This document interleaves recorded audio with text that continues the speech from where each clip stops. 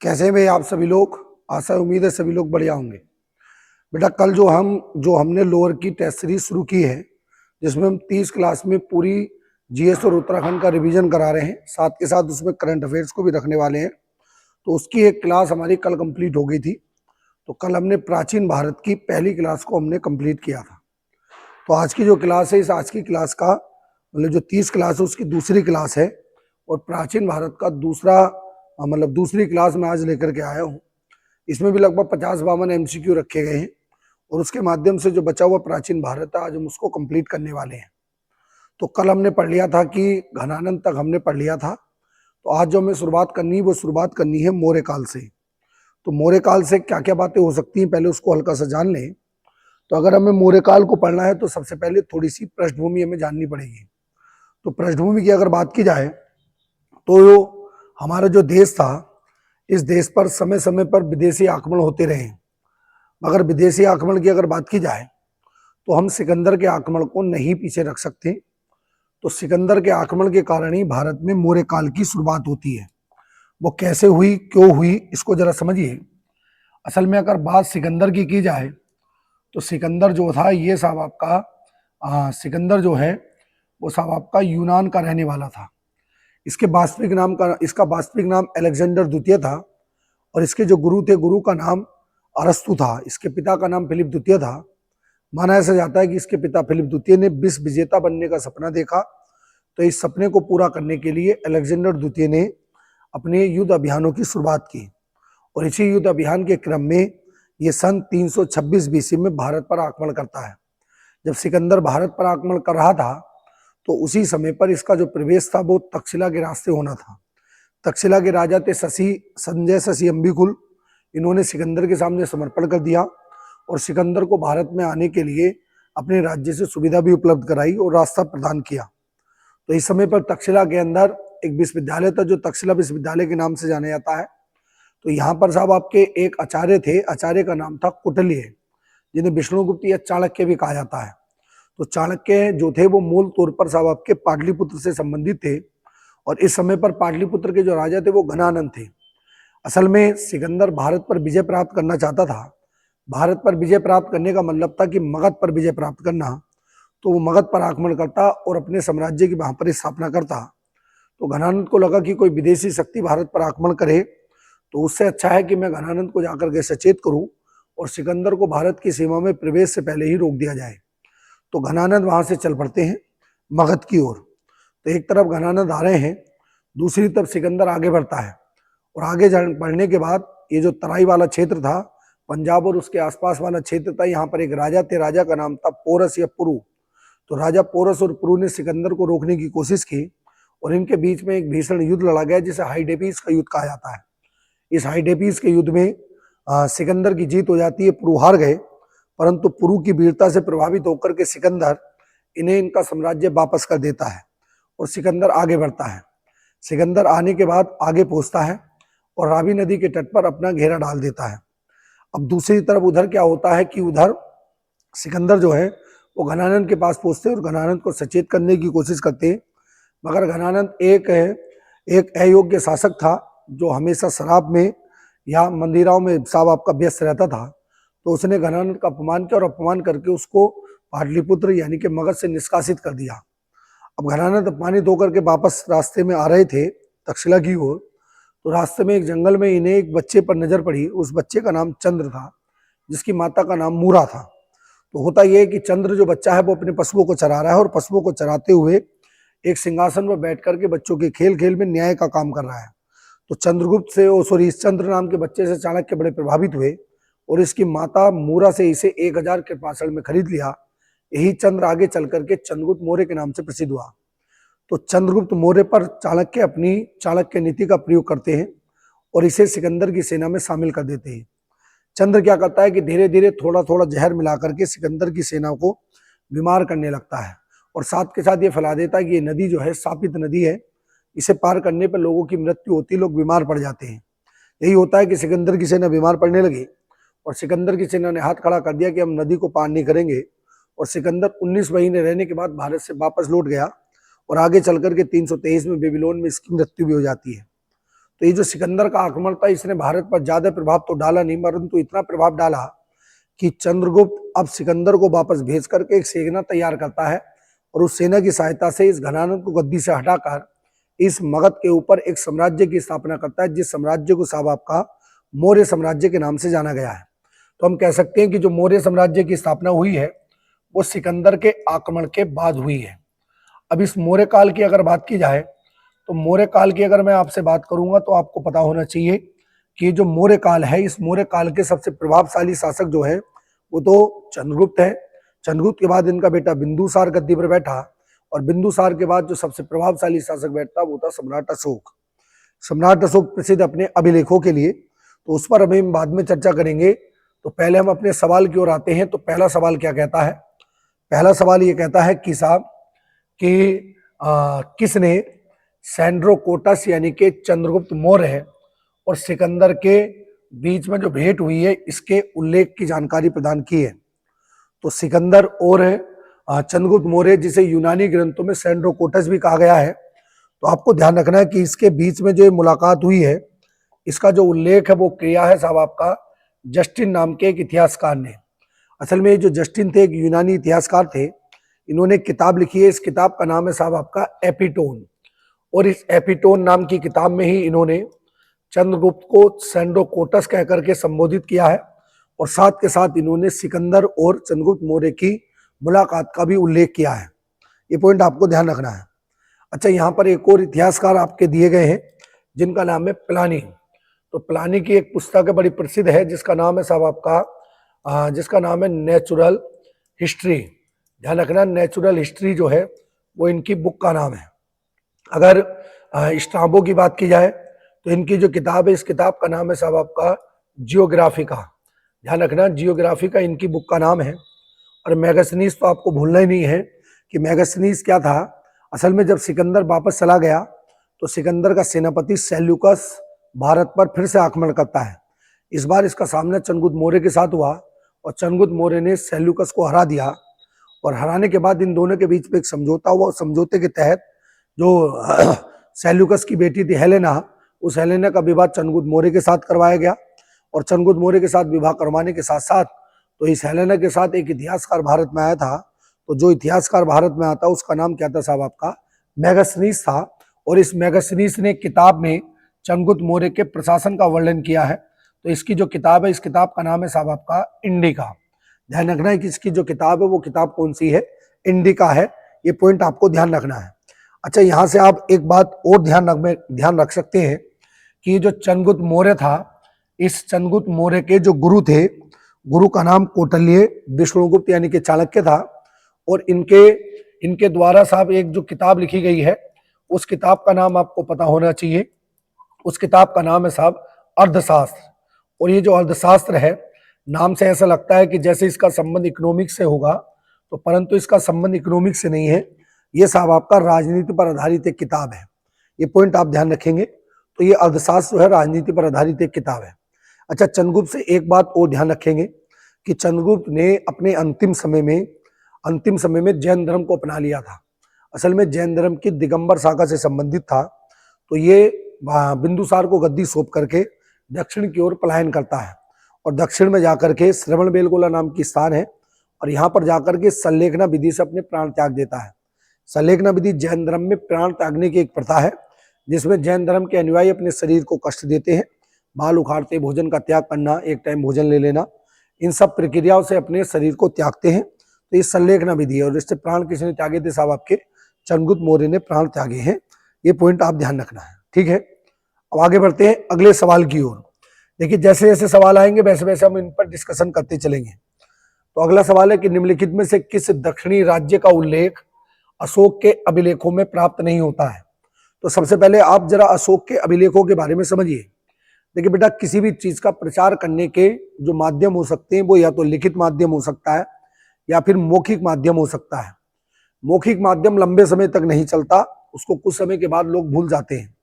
जो लिखित माध्यम है वो सबसे कारगर माध्यम माना गया है। तो होता क्या है कि सम्राट अशोक जो है वो 261 बीसी में कलिंग पर आक्रमण करके अपना हृदय परिवर्तित कर लेता है और हृदय परिवर्तन के बाद ये बौद्ध धर्म को अपनाता है और बौद्ध धर्म को अपनाने के बाद इसके द्वारा कुछ सिद्धांत विकसित किए गए थे जिन्हें धम्म की संज्ञा दी गई है। तो इन धम्म का प्रचार करने के लिए जगह जगह पर लिखित जानकारी उपलब्ध कराता है। तो जो लिखित जानकारी, इन लिखित जानकारी को अभिलेखों की संज्ञा दी गई है। तो एक साधारण भाषा में मैं कहूँ तो कोई भी लिखित दस्तावेज जो इतिहास की जानकारी देता हो तो वो लिखित दस्तावेज साहब आपका अभिलेख कहलाता है। तो इस अभिलेखों के अंदर अशोक अपने जो धम्म के सिद्धांत थे उनका प्रचार कर रहा था। तो इसने जगह जगह पर अभिलेखों का निर्माण किया। जो बड़े बड़े अभिलेख बड़े बड़े पत्थरों पर प्राप्त हुए वो बृहद शिलालेख कहलाए, जो छोटे पत्थरों पर मिले वो लघु शिलालेख कहलाए, जो स्तंभों में मिले तो दीर्घ और लघु स्तंभलेख भी कहलाए। तो कुछ गुहालेख भी इसकी प्राप्त हुई हैं। तो ये जो अशोक के अभिलेख थे, इन अभिलेखों में इसने चोल, पांड्य और सातवाहन वंश का उल्लेख किया है, परंतु कहीं पर सतीयुक्त पुत्र नाम का जो राजवंश था इसका कहीं पर भी उल्लेख नहीं मिलता है। ये पॉइंट आपको ध्यान रखना है कि इसका अशोक कहीं पर भी उल्लेख नहीं करता है। और अशोक जो है वो आपका जो अभिलेख बनाता है उसमें मुख्य तौर पर सब आपकी 14 बातें लिखता है। मगर दो जगह ऐसे, एक धोली और जोगढ़ जो उड़ीसा में संबंधित थे, तो इसने यहाँ पर अभिलेखों को 2 अभिलेख जो थे वो नहीं लिखवाए और उनकी जगह एक कलिंग की तारीफ करते हुए एक अभिलेख लिखवाया है। तो मैं यहाँ पर कह सकता हूँ कि यहाँ पर 13 अभिलेख हैं, 13 लेख हैं। तो धोली और जोगढ़ असल में 2 अभिलेखों में इसने कलिंग के विजय के ऊपर वर्णन किया था। तो इसे लगा कि यार यहाँ कहीं पर विद्रोह ना हो जाए, तो इस चक्कर में इसने यहाँ पर 2 अभिलेख घटा दिए थे। अच्छा, अगला सवाल जो है वो अगला सवाल देखिए मेरी नज़र में तो सुपर मोस्ट इम्पोर्टेंट है। एक तरफ साहब आपके शासक दिए गए हैं और दूसरी तरफ उनके दूसरे यानी के अन्य नाम दिए गए हैं। तो ये नाम क्या हो सकते हैं, ये नाम आप जरा ध्यान रखना। और ये पेपर में आते हैं, अक्सर पेपर में आते हैं, तो इनको आप याद भी रखेंगे। तो पहला शासक दिया है साहब आपका चंद्रगुप्त, और इस चंद्रगुप्त का जो यूनानी नाम था वो यूनानी नाम था साहब सेंड्रोकोटस। जस्टिन नाम का इतिहासकार इसको सेंड्रोकोटस कहता है, ध्यान रखना। अच्छा, बिंदुसार की अगर बात की जाए तो ये जो बिंदुसार थे, इन बिंदुसार को कहा गया था साहब आपका अमित्रघात। अशोक की बात की जाए तो अशोक को साहब आपका प्रियदर्शन कहा जाता था। और बात की जाए चाणक्य की तो चाणक्य का जो नाम था वो क्या नाम था, विष्णुगुप्त था। और एक और इनका नाम था, वो ध्यान रखना, एक और नाम इनका था कौटिल्य। तो इनको साहब आपका कौटिल्य भी कहा गया है, ध्यान रखना है, कौटिल्य भी इसको कहा गया था। अच्छा, बिंदुसार की बात करें तो बिंदुसार जो है वो अशोक का बेटा था। और इसी बिंदुसार के समय में डाइमेकस और डायनोसिस नाम के 2 इतिहासकार भी भारत में आते हैं, 2 विदेशी यात्री भी भारत में आए थे बिंदुसार के समय में। बिंदुसार का बेटा जो था वो अशोक था। असल में बिंदुसार के माना जाता है कि 100 बेटे थे। बिंदुसार चाहता था कि उसके बाद जो उसका उत्तराधिकारी हो वो सुसीम हो, मगर सुसीम को जनता पसंद नहीं करती थी। एक इसकी दासी थी शुभ्रांगी, जिससे अशोक का जन्म हुआ था। तो एक दासी के पुत्र होने के कारण बिंदुसार इसको कम पसंद करता था, मगर जनता इसको बहुत पसंद करती थी। तो इसके समय में तक्षशिला के अंदर एक विद्रोह हुआ। तो इसने सबसे पहले एक टास्क दिया सुसीम को कि आप जाइए और विद्रोह को दबाइए। तो सुसीम इसमें विफल रहा, तो फिर अशोक को भेजा गया, अशोक ने इस विद्रोह को दबा दिया। तो अशोक की जो भावना थी जनता के प्रति और ज्यादा बढ़ी। जनता चाहती थी कि अगला राजा अशोक ही बने। तो होता यह है कि जब बिंदुसार की हत्या हुई, तो बिंदुसार की जब मृत्यु हुई तो अशोक ने पहले 4 साल लगा दिए। 273 बीसी में पाटलिपुत्र पर कब्जा करता है और 273 बीसी से 269 बीसी यानी कि 4 साल 273 से लेकर के 279 बीसी तक 4 साल अपने भाइयों की हत्या में लगा देता है। और 279 में ये साहब आपका मगध पर अपना राज्याभिषेक करता है। और जबकि अगर मगध पर कब्जे की मैं बात करूंगा तो इसने जो मगध यानी कि पाटलिपुत्र उस समय की इसकी राजधानी थी, तो पाटलिपुत्र पर इसने जो कब्जा किया था वो कब्जा किया था साहब आपका 273 बीसी में। इस राज्याभिषेक के साहब आपके 90 वर्ष यानी कि 261 बीसी में अशोक जो है वो आक्रमण करता है साहब आपका कलिंग पर। ये ध्यान रखना, कलिंग पर इसने आक्रमण किया था। ये अक्सर पेपर में आता है कि कब कलिंग पर आक्रमण किया गया। तो राज्याभिषेक के 90 साल ये कलिंग पर आक्रमण करता है और आक्रमण करके इसका हृदय परिवर्तित हो जाता है। उपगुप्त नाम का व्यक्ति था जिसने इसने बौद्ध धर्म की दीक्षा प्राप्त की थी। ये उपगुप्त आगे चल करके मोगलीपुत्र के नाम से भी प्रसिद्ध हुए, तो तीसरी बौद्ध संगति में अध्यक्ष भी बनते हैं। तो ये कुछ नाम है, जरा आप लोग इनका ध्यान रखना है। अच्छा, अगले सवाल की ओर चलते हैं। तो अगला सवाल क्या है कि बौद्ध धर्म, बौद्ध ग्रंथ है मिलिंदोपन्हो किस हिंद यवन शासक के ऊपर प्रकाश डालता है। तो बेटा ये जो हिंद यवन है इनके बारे में आपको ध्यान रखना है।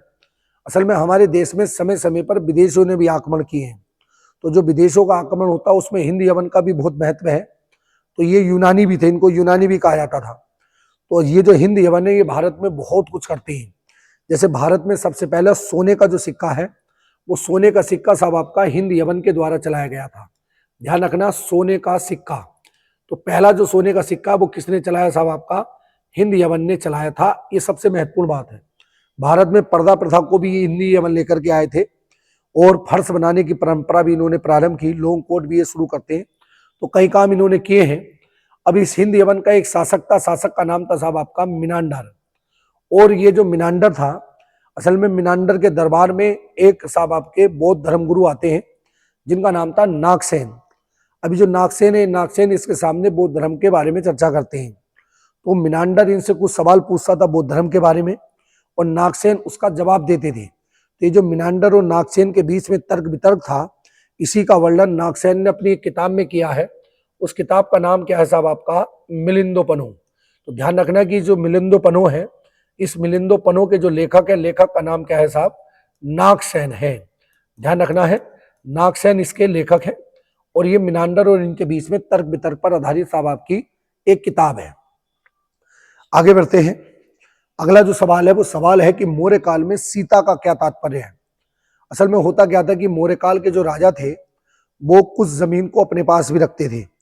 अब ये जो जमीन थी, इस जमीन से इनको जो टैक्स प्राप्त होता था, उस टैक्स को मौर्य काल में साहब आपका सीता कहा जाता था। तो हम कह सकते हैं कि जो राज की भूमि थी, इस राज के भूमि से जो इनको आय प्राप्त हो रही है, यानी कि टैक्स प्राप्त हो रहा है, इस टैक्स को साहब आपका सीता की संज्ञा दी गई। ये साहब आपका सीता कहलाता था। आगे बढ़े, अगले सवाल की ओर चलते हैं। तो अगला सवाल क्या है? अगला सवाल 6 नंबर का सवाल है कि निम्नलिखित को सुमेलिखित कीजिए। और एक कूट बनाया गया है। तो इसका एक ऑप्शन जो है थोड़ा सा इधर है, इसको पहले देख लेते हैं। यहाँ पर श्रावस्ती और सेहत मेहत दिया गया है। तो यहाँ पर जो डी ऑप्शन है, वो डी ऑप्शन क्या दिया गया है साहब आपका? डी ऑप्शन है श्रावस्ती। ध्यान रखना, यूपी का एक जिला है श्रावस्ती। और यहाँ पर जो दिया गया है चौथा, वो दिया गया है साहब आपका सेहत है और मेहत। तो इनको आप आपस में मैच करने के लिए पूछा जाता है। अच्छा, इसमें जो ये सी ऑप्शन है ना, ये ज्यादा इंपोर्टेंट है। सी ऑप्शन से साहब आपके अक्सर साहब आपके पेपर में सवाल पूछे जाते हैं। तो हमें ये ध्यान रखना है कि जो सारनाथ नाम की जगह है, इस सारनाथ नाम की जगह में गौतम बुद्ध ने अपना पहला उपदेश दिया था। और ये जो पहला उपदेश है ये 5 ऋषियों को दिया गया था। तो ये जो 5 ऋषियों को जहां पर इन्होंने पहला उपदेश दिया है सारनाथ में, तो वहां पर एक आपका स्तूप बना हुआ है। जो स्तूप बना हुआ है उसका नाम है साहब आपका धमेक स्तूप। क्या नाम है साहब? धमेक स्तूप। ध्यान रखना, जो पहला उपदेश दिया था और उपदेश देने की जो घटना है, इसको साहब आपका बोधिसत्व कहा जाता है। असल में गौतम बुद्ध की अगर बात की जाए तो गौतम बुद्ध के जीवन की 4 घटनाएं बड़ी फेमस हैं। पहली घटना को कहा जाता है साहब आपका महावीर निष्क्रमण। महावीर निष्क्रमण का मतलब है गौतम बुद्ध के द्वारा अपने घर को त्याग करना। घर का त्याग साहब आपका महावीर निष्क्रमण कहलाता है। अब क्या परिस्थिति रही कि गौतम बुद्ध को अपना घर त्यागना पड़ा? गौतम बुद्ध की बात की जाए तो गौतम बुद्ध एक राज के परिवार में साहब आपके जन्म लेते हैं। इनके अगर पिता की बात की जाए तो इनके गौतम बुद्ध के जो पिता थे, पिता का नाम साहब आपका शुद्धोधन था। इनकी माता का नाम महामाया था। महामाया जन्म के 7वें दिन मर गई। तो इनका पालन पोषण इनकी मौसी प्रजापति गौतमी के द्वारा किया गया। इनका जो नामकरण है एक कालदेव या कौंडिन्य नाम के ब्राह्मण ने किया था। और नामकरण के समय एक भविष्यवाणी है कि ये जो बच्चा है जिसका नाम सिद्धार्थ रखा जाए, ये बच्चा बड़े होकर के या तो चक्रवर्ती राजा बनेगा या फिर एक सन्यासी बनेगा। तो पिता चाहते थे कि उनका बेटा एक राजा ही बने, तो इनको घर के अंदर नजरबंद रखा गया। 16 साल की उम्र में यशोधरा नाम की एक महिला से विवाह भी हुआ, एक पुत्र भी हुआ इनके राहुल। तो इन्हें लगा कि ये गृहस्थ जीवन में पड़ चुके हैं, तो इनके पिता शुद्धोधन ने इनको थोड़ी छूट दी और कहा कि आप नगर भ्रमण पे इधर उधर जा सकते हैं। तो एक दिन नगर भ्रमण पे निकले हुए थे। इन्हें 4 घटनाएं मुख्य तौर पर दिखाई दी। पहले तो एक वृद्ध व्यक्ति दिखाई दिया, वो बीमारी से परेशान, वो बुढ़ापे से परेशान। दूसरा एक बीमार व्यक्ति दिखाई दिया, वो बीमारी से परेशान। एक मृत व्यक्ति दिखाई गया जिसके आसपास के लोग परेशान, और एक सन्यासी दिखाई दिया। और सन्यासी के आसपास सब लोग खुश हैं और सन्यासी भी खुश है। तो इनके जीवन में इस घटना को देख करके बड़ा परिवर्तन आया। और इसी सत्यता को जानने के लिए, जीवन की सत्यता को जानने के लिए ये अपने घर का त्याग कर देते हैं। और घर की त्याग की घटना महावीर निष्क्रमण कहलाती है। फिर आगे गए, आगे जाकर के इन्होंने बोध गया में ज्ञान की प्राप्ति की। और ज्ञान की जो प्राप्ति, इसको धर्म चक्र परिवर्तन कहा जाता है। ज्ञान प्राप्ति के बाद ये 5 ब्राह्मणों को उपदेश देते हैं और उपदेश सारनाथ में दिया गया था, जिसे बोधिसत्व कहा गया। और इनकी जब मृत्यु हुई 80 साल की उम्र में, तो इस मृत्यु की घटना को महापरिनिर्वाण कहा गया है। तो इनकी जो मृत्यु होती है वो कहाँ पर होती है साहब? आपका कुशीनगर में हिरण्यवती नदी के किनारे इनकी मृत्यु होती है। तो जहां पर साहब इनकी मृत्यु हुई है, तो वहां पर साहब आपका एक स्तूप बना हुआ है जिसका नाम है घोषिताराम विहार। ध्यान रखना, इसका नाम घोषिताराम विहार है। असल में एक व्यापारी थे जिनके द्वारा इसका निर्माण किया गया, तो उन्हीं के नाम पर इसे साहब आपका घोषिताराम विहार कहा गया है। अच्छा, कौशाम्बी की बात करेंगे तो कौशाम्बी में सेहत मेहत नाम के 2 साहब आपके स्थल प्राप्त हुए हैं। श्रावस्ती की अगर बात की जाए तो गौतम बुद्ध ने अपने सर्वाधिक उपदेश श्रावस्ती में दिए थे, और श्रावस्ती में ही एक साहब आपका स्तूप बना हुआ है जिसे रानावड़ स्तूप के नाम से जाना जाता है। तो ध्यान रखना, सर्वाधिक उपदेश इनके कहाँ पे रहे? श्रावस्ती में। और वहां पर जो स्तूप बना हुआ उसका नाम क्या है साहब? रानावड़ स्तूप है। तो चारों मैंने मिसमैच कर दिए हैं, तो आप लोग ऊपर जो ऑप्शन कूट है उस कूट को आप मैच कर सकते हैं। तो आप इसको मिला लेना एक बार, इसका आंसर जो बैठेगा आप देख लेना। तो ये हमने सब लिख ही लिया है। अच्छा, आगे बढ़ते हैं। अगला जो सवाल है 7वां, वो है साहब आपका आंध्र सातवाहन राजाओं की सबसे लंबी सूची किस पुराण में देखने को मिलती है? देखिए साहब, यहाँ पे ये 3 पुराण दिए गए हैं। इन तीनों पुराणों को याद रखेंगे। ये 3 राजवंशों से साहब आपके संबंधित हैं। इनको याद करने का एक तरीका है, आप एक याद करेंगे, एक व्यक्ति है जिसका नाम है विष्णु, और वो मौर्य समुदाय से आता है, तो उसका नाम है विष्णु मौर्य। तो विष्णु मौर्य से हमें पता चला कि ये जो विष्णु पुराण है, ये पुराण आपकी मौर्य वंश की जानकारी पेश करती है। अगर इस वायु पुराण की बात की जाए तो वायु पुराण जो है वो साहब आपकी गुप्त काल की जानकारी प्रदान करती है, यानी कि गुप्त वंश की जानकारी देती है। मत्स्य पुराण की अगर मैं बात करूंगा तो यही साहब आपकी सातवाहन वंश से संबंधित है। ध्यान रखना, 7 वंश से संबंधित है। तो इसका जो आंसर होगा वो क्या हो जाएगा साहब? आपका बी ऑप्शन बिल्कुल ठीक होगा, सातवाहन। एक और ध्यान रखना कि सातवाहन जो वंश है ये साहब आपका ये सिक्के चलाने के लिए प्रसिद्ध रहा है। शीशे के सिक्के चलाते हैं, और इस वंश के शासक अपनी माता का नाम अपने साथ जोड़ते हैं, जैसे गौतमीपुत्र सतकर्णी जो इस वंश का सबसे प्रभावशाली शासक भी रहा है। अच्छा, गौतमीपुत्र सतकर्णी से एक बात ध्यान रखना कि इनकी जो पत्नी थी, पत्नी का नाम था नागनिका। इस नागनिका ने सबसे पहले ऋषियों को भूमि दान दी थी। तो ये भूदान की जानकारी प्रदान करता है। तो भूदान की जो जानकारी प्रदान करता है उसका नाम है साहब आपका नानाघाट अभिलेख। तो इसकी पत्नी नागनिका ने नानाघाट अभिलेख बनाया था जो भूदान की जानकारी देता है। असल में हम पंडितों को पैसे देते हैं, तो नागनिका ने पहली बार भूमि प्रदान की थी, तो ये भूदान की जानकारी देने वाला साहब आपका पहला अभिलेख हो गया। तो ये पॉइंट आपको ध्यान रखना है। शीशे के सिक्के चलाते कौन साहब? आपके सातवाहन। अच्छा, इस मौर्य काल, अच्छा ये तो सवाल रिपीट फिर से हो गया। इसका आंसर क्या था साहब आपका? राज के भूमि से प्राप्त जो आय थी उसको क्या कहा जाता था साहब? आपका सीता कहा जाता था। अगला 90 नंबर का सवाल है, भाग एवं बलि क्या थे? तो भाग और बलि क्या थे? असल में प्राचीन काल में भाग और बलि का बड़ा महत्व था। कल की क्लास में मैंने आपको बताया था कि जब वैदिक काल रहा तो इस वैदिक काल में राजा यानी कि जन का जो प्रमुख होता था उसे साहब आपका उपहार दिया जाता था। तो जो उपहार दिए जाते थे वो साहब आपके क्या कहलाते थे? बलि कहलाते थे। उत्तर वैदिक काल में आते आते ये बाध्यकारी हो गया था। तो हम कह सकते हैं कि प्राचीन काल में जो बलि थे, ये बलि कहा जाता था साहब आपका उपहार को। तो राजा को जो उपहार दिया जा रहा है, एक तरीके से हम कह सकते हैं कि जो टैक्स है वो टैक्स साहब आपका जो कहलाता था वो साहब बलि कहलाता था। और अगर भाग की बात की जाए तो भाग का मतलब होता था साहब आपका भूमि का हिस्सा। भूमि का हिस्सा जो है वो साहब आपका भाग कहलाता था, और राजा इनके माध्यम से अपनी इनकम प्राप्त करता था। तो हम कह सकते हैं कि ये जो बलि और भाग थे ये साहब आपके राजस्व के स्रोत हुआ करते थे। तो ये टैक्स यानी कि राजस्व के स्रोत थे, ये ध्यान रखना। अच्छा, अगली अगर बात करें अगले सवाल की, तो अगला सवाल है साहब आपका पार्थियन साम्राज्य का वास्तविक संस्थापक क्या है? तो मैंने आपको बताया कि समय समय पर विदेशों के आक्रमण हुए, तो हिंद यवन के बाद हमारे देश पर जो आक्रमण होता है वो साहब आपका पार्थियन का भी होता है। तो पार्थियन साम्राज्य के जो संस्थापक थे इनका नाम आपको ध्यान रखना है। इनका नाम था साहब आपका मिर्थेडेटस। मिर्थेडेटस पार्थियन साम्राज्य के संस्थापक हैं। और ये जो साहब आपका गोंडोफर्नीज है, ये आपको ध्यान रखना है कि ये भी साहब आपका इस पार्थियन को साहब आपका पल्लव भी हम कह सकते हैं। तो ये पार्थियन वंश का शासक था, ध्यान रखना। ये इसी वंश का साहब आपका शासक हुआ करता था। और इसी के समय में पहला एक व्यक्ति ईसाई धर्म का प्रचार करने के लिए भारत में आता है। और जो पहला व्यक्ति ईसाई धर्म का प्रचार करने आया वो दक्षिण भारत में तमिलनाडु में उसकी मृत्यु हो जाती है, उसकी हत्या कर दी जाती है। तो पहला ईसाई धर्म प्रचारक भारत में जो आया था वो गोंडो फर्नीज के समय पर आया था और ये परथन वंश का साहब आपका शासक है। आगे की ओर बढ़े तो अगला सवाल जो है, निम्नलिखित में से किस शासक को सोने के सिक्के सर्वप्रथम सोने के सिक्के जारी करने का श्रेय जाता है? तो सर्वप्रथम सोने के जो सिक्के जारी करता, मैंने आपको बताया था हिंद यवन थे वैसे तो, मगर यहाँ पर अगर बात की जाए तो सर्वप्रथम सोने के सिक्के जो जारी करने वाला शासक था, इसका नाम था साहब आपका बिम किडफिसेस। यहाँ पर ये 20 टाइप हो गया, इसका नाम था बिम किडफिसेस, ध्यान रखना। तो बिम किडफिसेस जो था ये पहला शासक था जिसने साहब आपका इन सिक्कों को साहब आपका चलाया है, ये पॉइंट ध्यान रखते हैं। आगे बढ़े तो आगे, अच्छा पहला ध्यान रखना कि ये बिम किडफिसेस था। इसके बाद जो गद्दी पर बैठा उसका नाम साहब आपका कुजुल किडफिसेस था और ये साहब आपका हिंद वंश का या हिंद यवन का संस्थापक भी रहा है, हिंद यवन का संस्थापक, ठीक है साहब। मगर जो मेन शासक माना जाता है वो किसको मानते हैं?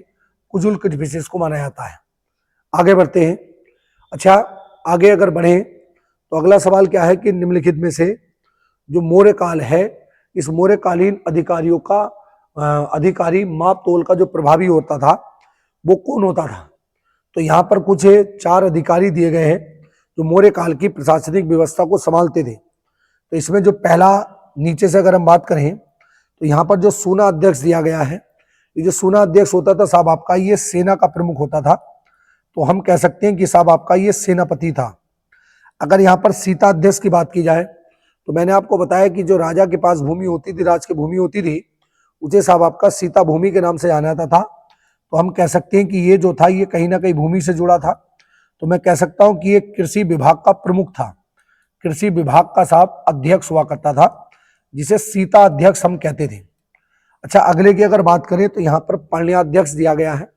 पण्याध्यक्ष की बात करें तो ये जो व्यापार होता था, या मैं कह सकता हूं कि जो साहब आपका वाणिज्य था, तो वाणिज्य विभाग का अध्यक्ष इसको कहा जाता था, विभाग का अध्यक्ष कहलाता था ये।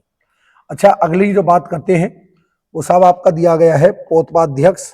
इसकी अगर बात करें तो यही था वो अधिकारी जो करता था साहब आपका माप तोल। तो माप तोल का जो अधिकारी था वो आप अधिकारी कह लो या साहब आपका प्रभारी कह लो, तो वो कौन था साहब आपका? पोतपाध्यक्ष हुआ करता था। ये पॉइंट आपको ध्यान रखना है। अच्छा आगे बढ़ेंगे, अगले सवाल की ओर अगर हम पहुंचे तो अगला सवाल क्या है बेटा?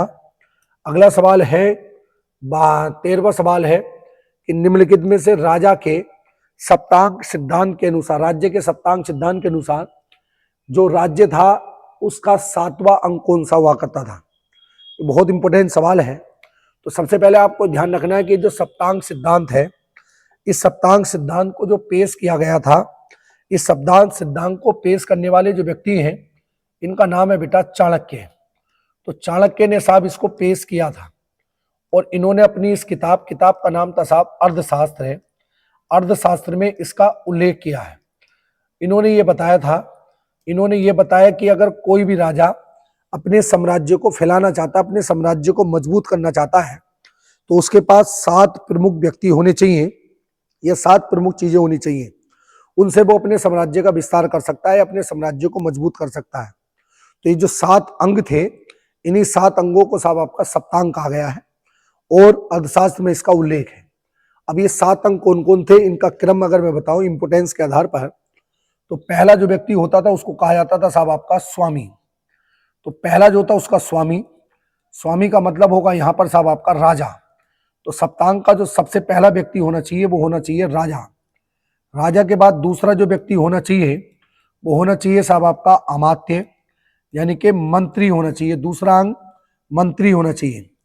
तीसरे की अगर मैं बात करूंगा तो तीसरा जो भाग होना चाहिए वो क्या होना चाहिए साहब आपका जनपद। जनपद का मतलब राजा के पास क्षेत्र होना चाहिए, तभी वो अपने साम्राज्य को साहब आपका मजबूती से स्थापित कर सकता है। चौथे की अगर बात करें तो चौथा उसके पास होना चाहिए साहब आपका एक दुर्ग है। दुर्ग का मतलब क्या है साहब? उसके पास एक किला होना चाहिए। किला मतलब जहां पे राजा रहेगा, तो ये राजा के साम्राज्य के लिए जरूरी है। दुर्ग के बाद अगर 5वें अंक की बात करें तो अगर दुर्ग है तो वो साहब आपका थोड़े बहुत पैसे भी रखे, यानी कि उसके पास कोष भी होना चाहिए। छठे की अगर बात करें तो उसके पास दंड देने का अधिकार भी होना चाहिए। दंड का मतलब क्या हो जाएगा साहब, सजा होना चाहिए। और सातवां जो उसका महत्वपूर्ण अंग था वो क्या होना चाहिए, उसके पास कुछ ना कुछ मित्र भी होने चाहिए। मित्र का मतलब सहयोगी होने चाहिए, तभी वो अपने साम्राज्य का विस्तार कर सकता है। तो हम कह सकते हैं कि सप्तांग का जो सातवां बड़ा अंग था वो होता था साहब आपका क्या, मित्र। तो मित्र भी होने जरूरी थे, तभी राजा जो था वो अपने साम्राज्य को फैला सकता है। तो ध्यान रखना, ये पॉइंट अच्छा है। अच्छा, अगला जो सवाल है, अगला सवाल है साहब आपका चरक संहिता।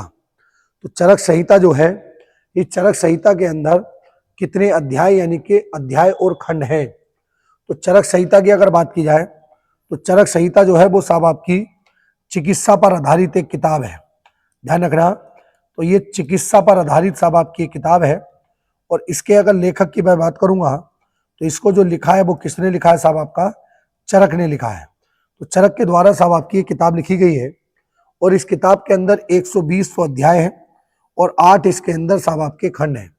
120 अध्याय हैं और 8 इसके अंदर साहब आपके खंड हैं। अच्छा, अगर बात चिकित्सा की चल रही है तो हमें एक और चीज ये याद रखनी है कि शल्य चिकित्सा, जो शल्य चिकित्सा होती है, इसके जो जनक हैं वो जनक कौन होते हैं साहब, इसके जो जनक हैं वो जनक माना जाता है साहब आपका सुषुप्त को। ध्यान रखना, सुषुप्त जो है वो इसके साहब आपके जनक हैं, शल्य चिकित्सा के जनक। और जबकि चिकित्सा यानी कि चिकित्सा के जो जनक कहेंगे। और अच्छा, एक बात तो ध्यान रखना कि इन चरक को साहब आपका पहला डॉक्टर भी माना जाता है। तो भारत में जो चिकित्सा को विकास किया वो वास्तव में चरक ने किया। और इन्होंने जो किताब लिखी थी उसका नाम क्या, चरक संहिता। संहिता का मतलब होता है नियम। तो चिकित्सा के नियमों का उल्लेख इन्होंने इस किताब में किया है। अगले सवाल की ओर पहुंचे तो अगला सवाल क्या है, अगला सवाल है साहब आपका कि पहला गुप्त शासक कौन है जिसने साहब आपके सिक्के जारी किए थे। तो गुप्त शासकों की अगर बात की जाए तो श्रीगुप्त नाम का व्यक्ति गुप्त वंश की स्थापना करता है। श्रीगुप्त के बाद घटोत्कच बैठे, घटोत्कच के बाद जो है वो गद्दी पर बैठता चंद्रगुप्त प्रथम। इसी चंद्रगुप्त प्रथम ने 319 बीसी में 319 एडी में अपना राज्याभिषेक किया। और राज्याभिषेक के समय गुप्त संवत की शुरुआत की थी। और इसी ने अपने राज्याभिषेक के समय सर्वप्रथम साहब आपके सिक्के जारी किए थे। और ये जो सिक्के हुआ करते थे ये साहब आपके चांदी के सिक्के, चांदी कह रहा हूं मैं। तो इसने जो सिक्के जारी किए थे साहब आपके सोने के सिक्के जारी किए थे। ध्यान रखना, सोने के सिक्के, ये पॉइंट आपको ध्यान रखना है। अच्छा, अगर बात की जाए चांदी के सिक्के तो भारत में चांदी के सिक्के चलाने का जो श्रेय है वो गुप्त शासकों को जाता है। और पहला जो चांदी का सिक्का चलाया था वो पहला चांदी का सिक्का चलाने वाला शासक जो है वो है साहब आपका चंद्रगुप्त द्वितीय। तो चांदी का इसने पहला सिक्का चलाया। अब ये सिक्कों से आप जरा कंफ्यूज ना हो तो मैं आपको एक बात जरा क्लियर कर दूं। तो अगर मैं सोने के सिक्कों की मैं बात करूंगा आपसे, तो सोने का जो सिक्का है इसको जो सबसे पहले चलाया गया था वो हमने भी चर्चा की है, वो चलाया था साहब आपका हिंद यवन शासकों ने। हिंद यवन शासकों ने। अगर ये आपसे पूछ ले कि मैक्सिमम किसने चलाए हैं तो मैक्सिमम चलाए साहब आपके गुप्त शासकों ने। तो गुप्त शासक इसको सर्वाधिक चलाते हैं। और अगर सबसे शुद्ध की मैं बात करूं तो सबसे शुद्ध जो सोने के सिक्के हैं वो चलाए थे साहब आपके कुषाण शासकों ने। तो कुषाण शासक जो है वो सर्वाधिक शुद्ध सोने के सिक्के चलाते हैं। एक शुद्ध सोने का सिक्का है जिसका नाम है असरफी। तो असरफी नाम का सोने का सिक्का जो है वो शेरशाह सूरी ने चलाया था। ध्यान रखना, ये बड़ा फेमस है, शेरशाह सूरी इसको चलाता है। तो ये सोने के सिक्कों का थोड़ा सा इतिहास है। चांदी के सिक्के सबसे पहले कौन लेकर के आया, चंद्रगुप्त द्वितीय लेकर के आया है। ये पॉइंट आप ध्यान रखेंगे। अच्छा, अगले सवाल की ओर चलें तो अगला सवाल बड़ा इंपॉर्टेंट है। अगला सवाल है कि साहब इलाहाबाद का जो अशोक स्तंभ है ये किसके शासन काल की जानकारी देता है। तो पहले जरा इस स्तंभ के बारे में समझिए। असल में ये जो स्तंभ है, इस स्तंभ का जो निर्माण है वो निर्माण सबसे पहले जो करवाया गया था वो सबसे पहले इसका जो निर्माण है वो साहब आपका कौशाम्बी में किया गया था। इसको असल में कौशाम्बी में स्थापित किया था। और कौशाम्बी में जो इसको स्थापित किया था वो किया था रानी कारूबाकी ने। और रानी कारूबाकी जो है वो साहब आपका अशोक की पत्नी थी। तो इसने पहले अशोक के बारे में इस अभिलेख के अंदर जानकारी बनाई। और ये अभिलेख कौशाम्बी में स्थापित किया गया, इलाहाबाद के पास में। अब होता क्या है कि आगे चलने पर हुआ ये कि इसी अभिलेख के ऊपर समुद्रगुप्त के एक सेनापति थे। सेनापति कह लो या इनके दरबारी कभी कह सकते हैं, जिनका नाम था हरिसेन। तो हरिसेन ने क्या किया कि इसमें संस्कृत भाषा में कुछ जानकारी दर्ज करवाई। ये जो जानकारी इन्होंने दर्ज कराई, ये जानकारी समुद्रगुप्त की जानकारी प्रदान करती है या समुद्रगुप्त के बारे में बताती है। और ये जो जानकारी, इस जानकारी को साहब आपका प्रयाग प्रस्थिति कहा जाता है। तो मैं कह सकता हूं कि जो प्रयाग प्रस्थिति है, इसकी जो रचना की थी, वो रचना करने वाले जो व्यक्ति थे, इनका नाम क्या था साहब? हरिसेन था। हरिसेन ने किया है। और इसको जो उल्लेख किया गया वो किस भाषा में किया गया साहब? आपका संस्कृत भाषा में। थोड़ा सा समय बीता और समय बीतने के साथ क्या हुआ कि बादशाह जहांगीर, जो आगे चल करके बादशाह भी बना है, मगर जहांगीर क्या करता है कि इसको यहां से उखाड़ता है और उखाड़ने के बाद इसको इलाहाबाद के किले में स्थापित कर देता है, ये इलाहाबाद में स्थानांतरित कर देता है। आपको पॉइंट ध्यान रखना कि जिस समय ये इलाहाबाद में बनाया गया, उस समय पर जहांगीर बादशाह नहीं था, बादशाह अशोक गद्दी पर बैठा था, सॉरी बादशाह अकबर गद्दी पर बैठा था। जहांगीर इसको उखाड़ करके इलाहाबाद लेकर के गया था। जब ये इलाहाबाद इसको लेकर के गया तो इसने आगे चलने पर क्या किया कि इस अभिलेख के ऊपर अपने राज्याभिषेक की जानकारी भी दर्ज कराई। तो इससे साहब आपका जहांगीर की भी जानकारी प्राप्त हो जाती है। तो मैं कह सकता हूं कि जो अभिलेख स्तंभ है, जो साहब आपका अशोक स्तंभ या इलाहाबाद में जो स्तंभ खड़ा है, ये 3 शासकों की जानकारी देता है। तो इसमें जो ऑप्शन में दिया गया है वो क्या दिया गया है साहब? आपका समुद्रगुप्त है। तो समुद्रगुप्त ने साहब आपका समुद्रगुप्त की जानकारी ये प्रदान करता है। ये पॉइंट आप ध्यान रखेंगे। अच्छा, अगले सवाल की ओर चलते हैं। तो अगले सवाल की ओर चले तो अगला सवाल क्या है? वो सवाल है साहब आपका, पृथ्वीव्या प्रथम वीर की उपाधि किसने धारण की थी? तो पृथ्वीव्या प्रथम वीर की जो उपाधि है, ये धारण करता है साहब आपका समुद्रगुप्त। तो समुद्रगुप्त ये उपाधि धारण करता है। अच्छा, समुद्रगुप्त की अगर बात की जाए तो समुद्रगुप्त के आपको एक बात ध्यान रखना है, इसे साहब आपका भारत का नेपोलियन कहा जाता है। असल में भारत का नेपोलियन इसको जो कहा था, वो विंसेंट स्मिथ नाम के एक इतिहासकार थे, उनके द्वारा इसको कहा गया है भारत का नेपोलियन। अब हुआ क्या कि इसने असल में इसने भारत को एकजुट करने का काम किया था, तो उसी के कारण से इसको भारत के नेपोलियन की संज्ञा दी गई है। एक और बात ध्यान रखना है कि जो समुद्रगुप्त है, इस समुद्रगुप्त की एक उपाधि और ध्यान रखेंगे, वो क्या है साहब? आपकी कविराज की उपाधि है। असल में ये बड़ा प्रसिद्ध बीड़ा वादक भी था, तो इसने कई सिक्के जारी किए। तो इसने एक सिक्के पर स्वयं को बीड़ा बजाते हुए दिखाया गया है और नीचे इसने कविराज लिखा है। तो ये कविराज की भी उपाधि धारण करता है। एक और इसकी उपाधि पेपर में आ सकती है, वो उपाधि है अश्वमेध की। तो अश्वमेध की उपाधि भी इसके द्वारा साहब आपका धारण की गई है। ये पॉइंट आपको ध्यान रखना है। चंद्रगुप्त प्रथम का ये बेटा था और इसके बाद इसका बेटा रामगुप्त गद्दी पर बैठा और रामगुप्त की पत्नी ध्रुवा देवी से विवाह करके चंद्रगुप्त द्वितीय ने अपने आप को राजा घोषित किया और इस साम्राज्य का, गुप्त काल का जब सबसे महान शासक माना गया, वो चंद्रगुप्त द्वितीय को माना गया है। तो ध्यान रखना, तो चंद्रगुप्त द्वितीय बड़ा इंपॉर्टेंट है। अच्छा, यहाँ पर एक बात आपको ये पता होनी चाहिए कि यहाँ पर ये जो साहब आपके राजेंद्र प्रथम है, इनसे आपको एक सवाल ये ध्यान रखना है कि जो राजेंद्र प्रथम थे बेटा, इन राजेंद्र प्रथम ने श्रीलंका पर हमला किया था और ये श्रीलंका पर हमला करके यहाँ के एक शासक थे, शासक का नाम था साहब आपका महेंद्र। क्या नाम था? महेंद्र। तो यहाँ के शासक थे महेंद्र, तो इनको डंडा भी लगा देते महेंद्र। तो महेंद्र नाम के श्रीलंका के शासक थे और इनको इन्होंने हरा करके श्रीलंका पर कब्जा भी किया था। तो श्रीलंका पर कब्जा करने वाले जो पहले शासक माने जाते हैं वो राजेंद्र प्रथम माने जाते हैं और ये चोल वंश से साहब आपके संबंधित थे। ये पॉइंट आपको ध्यान रखना है। अच्छा, आगे गौतमीपुत्र सतकर्णी की बात करें तो ये सातवाहन वंश के शासक हैं। अपने माता का नाम अपने साथ जोड़ते हैं और इस वंश के सबसे महत्वपूर्ण शासक रहे। इनकी पत्नी नागनिका थी, जिसने नानाघाट अभिलेख का निर्माण करवाया। ये सवाल तो अक्सर पेपर में आता है बेटा, अक्सर सवाल पेपर में आता है। चंद्रगुप्त द्वितीय, असल में चंद्रगुप्त द्वितीय गुप्त वंश का महत्वपूर्ण शासक तो था ही, इसने अपने साम्राज्य का विस्तार करने के लिए वैवाहिक संबंधों को भी आधार बनाया और वैवाहिक संबंधों को आधार बनाते हुए ये अपनी पुत्री, इसकी पुत्री का नाम था प्रभावती। इस प्रभावती का विवाह जो है इसने बाकाटक वंश के राजा का नाम था रुद्रसेन तृतीय। तो इन रुद्रसेन तृतीय के साथ इसने करवाया था, ध्यान रखना। और ये रुद्रसेन तृतीय किस वंश से संबंधित थे साहब? आपके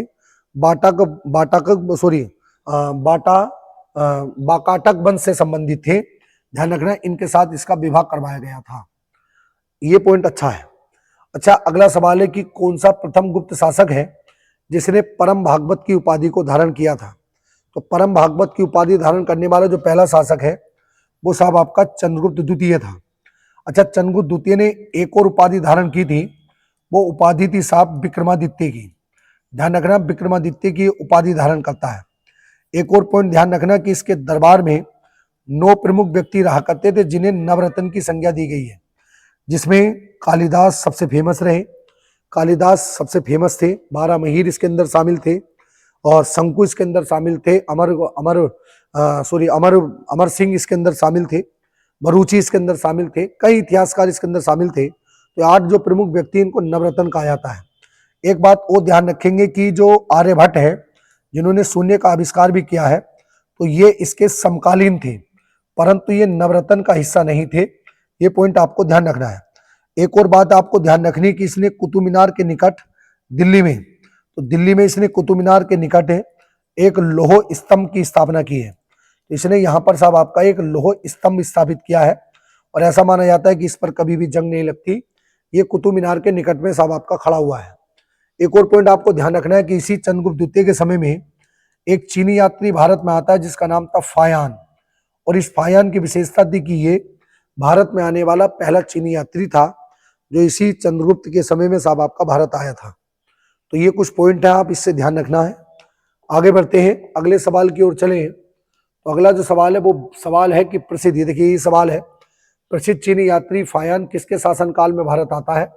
तो ये जो आया था ये साहब आपका चंद्रगुप्त द्वितीय के शासनकाल में आता है। फायान की अगर बात करें तो ये भारत आने वाला पहला चीनी यात्री था, पहला चीनी यात्री जो साहब भारत की यात्रा पर आया है। अच्छा, इसके आने का अगर कालक्रम देखा जाए तो ये साहब आपका 399 एडी में भारत आता है, और इसके भारत में आने का मेन रीजन जो था वो बौद्ध धर्म का अध्ययन करना नहीं था, ये भारत की व्यवस्था को जानना चाहता था।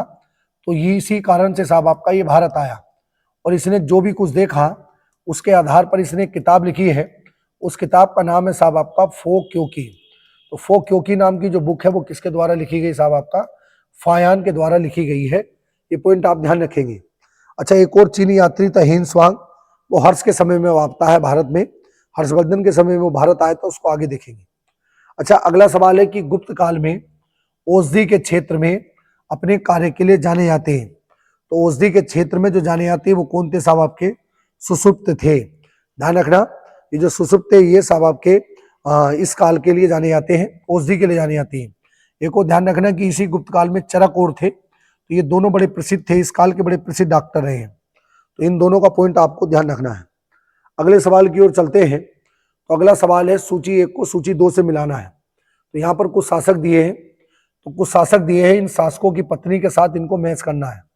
तो यहाँ पर कुछ का नाम तो आपको पता होगा, अगर कुछ का नाम नहीं पता तो हमें पता होना चाहिए। देखिए साहब, अगर चंद्रगुप्त की बात करेंगे तो यहाँ पर ये चंद्रगुप्त प्रथम की बात करता है। तो चंद्रगुप्त प्रथम की जो पत्नी थी, पत्नी का नाम था कुमार देवी। असल में चंद्रगुप्त प्रथम ने अपने सिक्कों के ऊपर अपनी पत्नी का साहब आपका नाम दर्ज करवाया था। तो ध्यान रखना, इसकी पत्नी का नाम था कुमार देवी। समुद्रगुप्त की अगर पत्नी की बात की जाए तो इसकी पत्नी का नाम था दत्ता देवी। चंद्रगुप्त द्वितीय की बात करें तो इसकी एक पत्नी का नाम कुबेर नागा भी था, और इसकी एक और पत्नी थी, उसका नाम ध्यान रखना है ध्रुवा देवी। असल में ये पहले इसकी भाभी थी, रामगुप्त की पत्नी थी, और इसने रामगुप्त को मारकर इस ध्रुवा देवी से विवाह करके गद्दी को भी प्राप्त किया था। तो ये पॉइंट आपको ध्यान रखना है। और कुमार देवी की बात, कुमार गुप्त की पत्नी की बात की जाए तो इसकी पत्नी जो थी इनका नाम अनंत देवी था। ऑप्शन की बात करें तो पहले का साहब आपका तीसरा है, तो हाँ भाई यहीं से हो जाएगा, ऑप्शन ए क्या है इसका बिल्कुल ठीक है। ये पॉइंट ध्यान रखेंगे। अच्छा, अगला सवाल बड़ा इंपॉर्टेंट है। अगला सवाल है गथैया क्या है। तो इसकी अगर बात की जाए तो गथैया क्या था, असल में ये साहब आपके गुप्त काल का एक सिक्का था। जो सिक्का जो है, ये सिक्का जो आपका चलता था ये राजस्थान और गुजरात वाले क्षेत्र में चलता था। ध्यान रखना, राजस्थान और गुजरात वाले क्षेत्र में ये सिक्का जो साहब आपका प्रचलित था। इस पॉइंट को ध्यान रखना, बड़ा इंपॉर्टेंट है, बड़ा महत्वपूर्ण सवाल है। तो ये गुप्त काल का एक सिक्का हो गया। अच्छा, अगला सवाल है साहब आपका सती प्रथा। सती प्रथा का उल्लेख पहला अभिलेख के साक्ष्य कहां से प्राप्त होता है। असल में ये जो गुप्त काल था, इसके बेटे पतन का सबसे महत्वपूर्ण कारण था भारत पर हुलों का आक्रमण। इन हुलों को हराने वाला शासक सक्रादित्य भी था, सॉरी स्कंदगुप्त था, जिसने सक्रादित्य की उपाधि धारण की थी इन हुलों को हरा करके। तो ऐसे ही एक बार जब हुलों का आक्रमण हुआ तो उस समय पर जो गुप्त काल के शासक थे इनका नाम था भानुगुप्त है, और भानुगुप्त के एक मित्र हुआ करते थे, इनके मित्र का नाम था गोपराज। तो ये जो गोपराज थे ये हुलों के साथ संघर्ष करते हुए इनकी मृत्यु हो जाती है, और जो गोपराज की मृत्यु हुई तो गोपराज की मृत्यु के बाद इनकी पत्नी जो है वो सती हो गई। अच्छा, सती क्या था? सती एक ऐसी प्रथा थी जिसमें किसी भी स्त्री को अपने पति की चिता के साथ जिंदा ही जला करके मार दिया जाता था। तो इस प्रथा को सती प्रथा कहा जाता था। इसको समय समय पर समाप्त करने का प्रयास भी हुआ है। बादशाह अकबर इस पर प्रतिबंध लगाता है। कश्मीर के एक शासक थे जैनुल उल आबदीन, वो इस पर प्रतिबंध लगाते। पेशवा बाजीराव प्रथम ने भी इस पर प्रतिबंध लगाया, मगर अंततः यूरोप की बात करें तो अल्बुकर्क इस पर प्रतिबंध लगाता है, जो पुर्तगाली गवर्नर रहा। अंततः इसको जो समाप्त करवाया गया वो राजा राम मोहन के प्रयासों से विलियम बेंटिक के द्वारा किया गया। तो विलियम बेंटिक ने इस पर प्रतिबंध लगा दिया और एक कानून बनाया था जिसको बंगाल नियम 17 कहते हैं। तो उसके आधार पर सती प्रथा को पूरी तरीके से भारत में समाप्त कर दिया गया था। अब ये जो गोपराज की पत्नी सती हुई तो इसकी जो जानकारी है वो जानकारी भानुगुप्त के एक अभिलेख से प्राप्त होती है। इस अभिलेख का नाम है साहब एरन अभिलेख।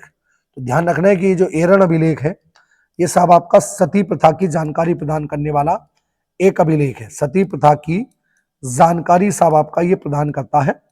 ठीक है, ये पॉइंट आपको ध्यान रखना है। ठीक है। अच्छा, यहाँ पर ना एक शब्द और दिया गया है, ये जूनागढ़। तो जूनागढ़ से एक सवाल मुझे ध्यान आया, बड़ा इंपॉर्टेंट है। वो जूनागढ़ से एक सवाल आपको ध्यान रखना है कि इस जूनागढ़ से एक अभिलेख मिला है जिसका निर्माण सब आपका रुद्रदामन ने करवाया है। ये जो रुद्रदामन था, रुद्रदामन की विशेषता ये थी कि ये शकों का शासक था। तो भारत में जब शकों का आक्रमण हुआ, एक आक्रमण शकों का भी हुआ है, तो उनका ही एक बड़ा प्रमुख शासक था रुद्रदामन। इसने जूनागढ़ के अंदर एक अभिलेख का निर्माण करवाया है जिसे साहब आपका जूनागढ़ अभिलेख के नाम से जाना जाता है। जूनागढ़ साहब आपका गुजरात में पड़ेगा। और ये जो अभिलेख है ये अभिलेख जानकारी प्रदान करता है कि यहाँ पर एक झील स्थित है जिसका नाम था सुदर्शन झील, और इस सुदर्शन झील का जो निर्माण है वो निर्माण तो करवाया था चंद्रगुप्त ने, चंद्रगुप्त मौर्य ने इसका निर्माण करवाया था, परंतु इसकी मरम्मत का जो काम है वो रुद्रदामन ने किया है। ये इस बात की जानकारी प्रदान करता है।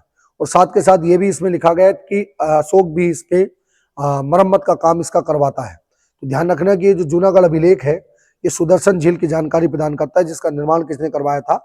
रुद्रदामन ने करवाया है। अच्छा, अगले सवाल की ओर चले तो अगला सवाल क्या है साहब आपका? अगला सवाल है लीलावती के लेखक कौन है? तो लीलावती जो है गणित की एक बड़ी प्रसिद्ध किताब है। तो इसके जो लेखक है इनका नाम है साहब भास्कराचार्य। ध्यान रखना, भास्कराचार्य जो है वो एक बड़े प्रसिद्ध गणितज्ञ भी हैं। तो उन्होंने इस किताब की साहब रचना की है। आगे बढ़ते हैं। अगला सवाल क्या है कि एक कूट दिया गया है। तो कूट को आप जरा यहीं से समझ लें, थोड़ा सा उधर है सवाल। तो सवाल यह है कि निम्नलिखित है को सुमलेखित कौन सा युग्म सही सुमलेखित है? तो कौन सा सही पर साहब आपका मिला हुआ है, तो ये हमें बताना है। यहाँ पर ना साहब आपकी कुछ किताबें दी गई हैं, तो इन किताबों को देख लेते हैं।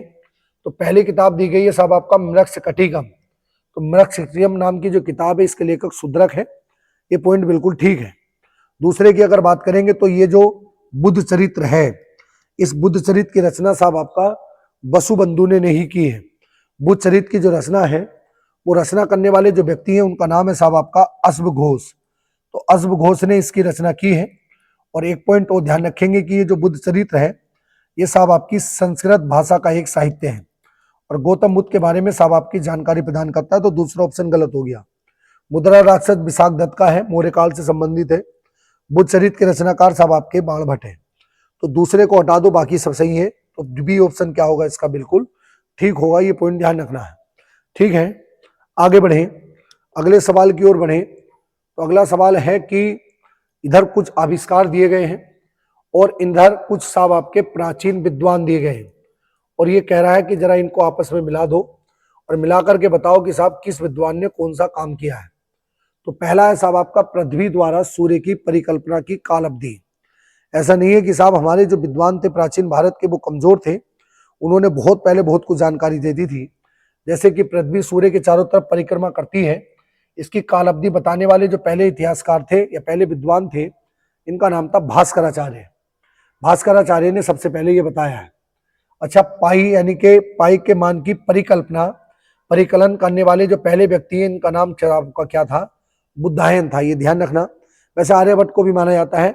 आर्यभट्ट ने इसका मान बताया था, या दशमलव के में इसको डिवाइड किया था, तो एक नाम यह बुद्धायन का भी आता है।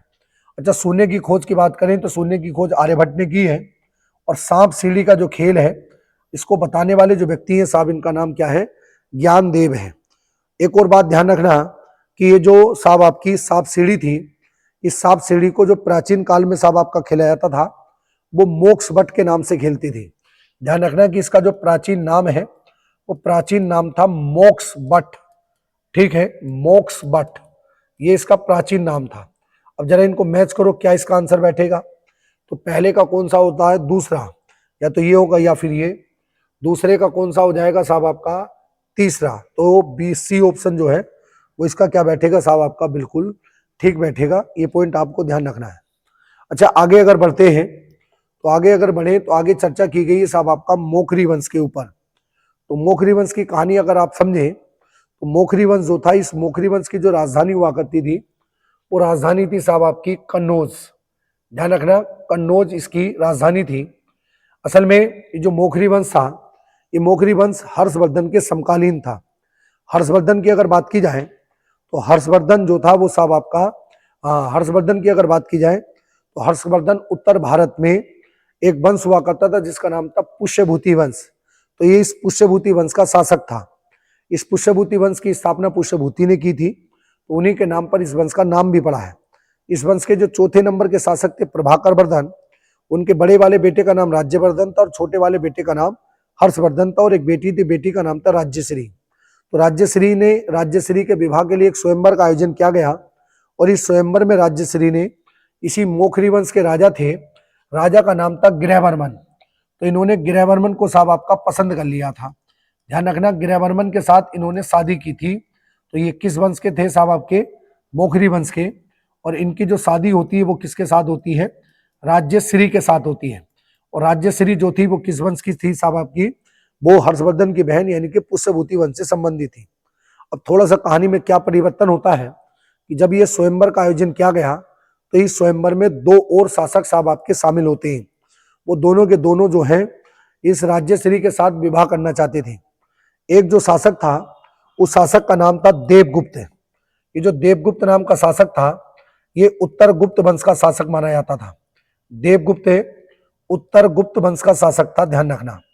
अच्छा, एक और अगर मैं बात करूं तो एक और शासक थे जो साहब आपका बंगाल वाला वंश था, यानी कि बंगाल में जो साम्राज्य था यानी कि गौड़ वंश था। तो इस गौड़ वंश के शासक थे जिनका नाम था साहब शशांक। शशांक की एक सवाल बड़ा ही इंपॉर्टेंट आता है। असल में ये भगवान शिव का भक्त हुआ करता था, और इसने जो बोधि वृक्ष था, इस बोधि वृक्ष को कटवा दिया, क्योंकि बड़े पैमाने पर लोग बौद्ध धर्म को अपना रहे थे। तो इसने सोचा ना रहेगा बांस ना बजेगी बांसुरी, तो उन्होंने बोधि वृक्ष को कटवा दिया और शैव शाखा का इन्होंने प्रचार किया था। तो होता क्या है कि ये दोनों भी राज्यश्री से शादी करना चाह रहे थे। तो सबसे पहले क्या हुआ, बड़ी इंटरेस्टेड कहानी ये है कि जब गृहवर्मन राज्यश्री को लेकर के वापस आ रहे थे, तो सबसे पहले देवगुप्त ने हमला करके गृहवर्मन की हत्या कर दी। जब ये सूचना हर्षवर्धन के बड़े भाई राज्यवर्धन को मिली, तो राज्यवर्धन ने इस देवगुप्त पर हमला करके इसकी हत्या कर दी। और जब देवगुप्त की हत्या हो गई तो इसका मित्र यानी कि इसका साथी शशांक वो राज्यवर्धन की हत्या करता है और राज्यश्री को अपने साथ ले आता है। तो इस राज्यश्री को हर्षवर्धन ने आजाद करवाया, और आजाद करवाने के बाद इनडायरेक्ट वे में कन्नौज पर अधिकार कर लिया। तो मैं कह सकता हूं कि जो हर्षवर्धन था, इस शशांक को भी मारकर और अपनी बहन को आजाद करवा के कन्नौज के साथ साथ पूरे उत्तर भारत पर अपने साम्राज्य की स्थापना कर देता है। और एक आखिरी ऐसा शासक बना जिसने लगभग पूरे उत्तर भारत पर शासन किया था, या पहला आखिरी हिंदू शासक हम कह सकते हैं जो पूरे उत्तर भारत पर शासन करता है। तो उसका नाम था हर्षवर्धन।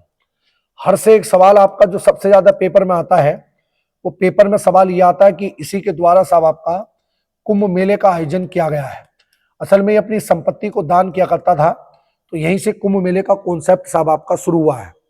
एक और बात ध्यान रखेंगे कि हर्षवर्धन जो था, हर्षवर्धन साहब आपका एक साहित्यकार भी था। इसके द्वारा बड़ी प्रसिद्ध किताब लिखी गई है। किताब का नाम है इसका नागानंद, दूसरी किताब का नाम है प्रियदर्शी, और तीसरी एक और किताब थी जिसका नाम था रत्नावली। तो ये 3 किताबों की साहब रचना करता है, ये पॉइंट ध्यान रखना है।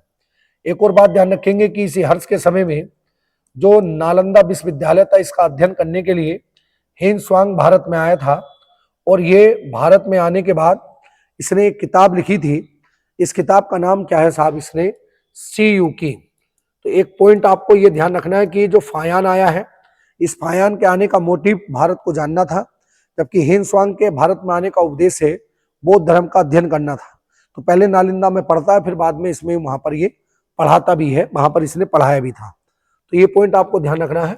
और उत्तर भारत का एक महान शासक बन जाता है कौन साहब, आपका हर्षवर्धन। एक महान साम्राज्य, महान शासक बन जाता है। अब ये जो हर्षवर्धन था, अगला सवाल इसी से जोड़ते हैं।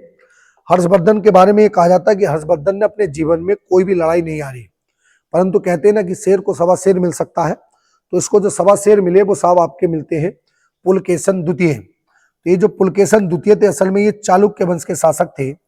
होता यह है कि जो हर्षवर्धन था, ये हर्षवर्धन नर्मदा नदी को पार करके अपने साम्राज्य की स्थापना करना चाहता था, और नर्मदा नदी के पार में पुलकेशन द्वितीय का साम्राज्य था।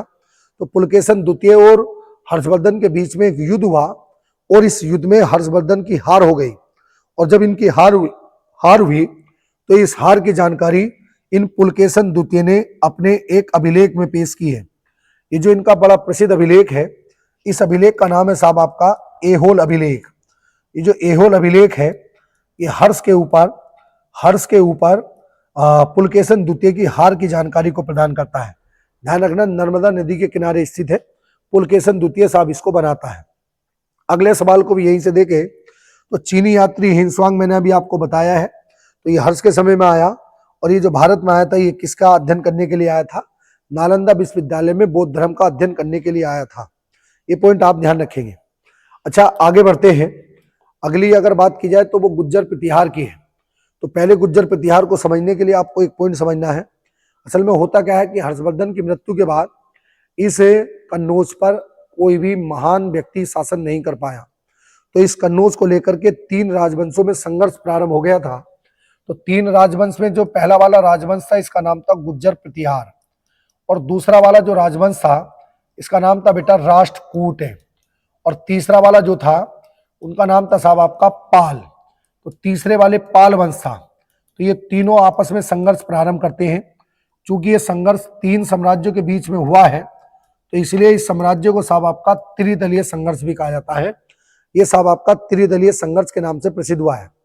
तो इस त्रिदलीय संघर्ष में अंतिम तौर पर जो विजेता बने थे, वो विजेता बने थे साहब आपके गुज्जर प्रतिहार वंश के गुज्जर प्रतिहार।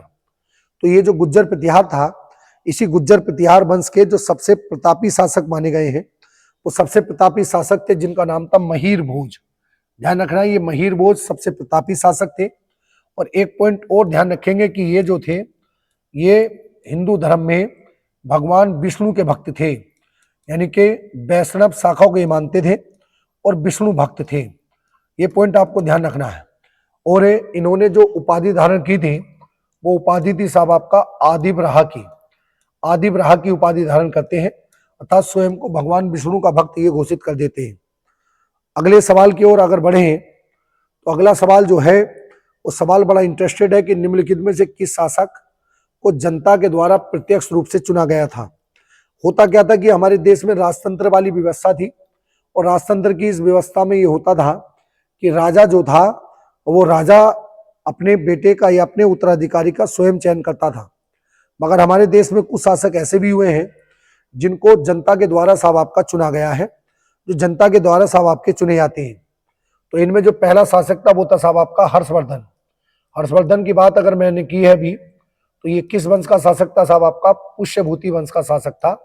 ध्यान रखना, जब इसके भाई की हत्या हो गई तो इसको जनता ने सुना, और मात्र 16 साल की उम्र में साहब आपका एक गद्दी पर बैठता है और अपनी बहन के लिए पूरे साम्राज्य को दांव पे लगा देता है। अगला जो शासक था जिसको जनता ने चुना था, वो था साहब आपका गोपाल। गोपाल की बात की जाए तो गोपाल पाल वंश का शासक था, और पाल वंश का जो शासन चला है वो साहब आपका बंगाल वाले क्षेत्र में चलता है।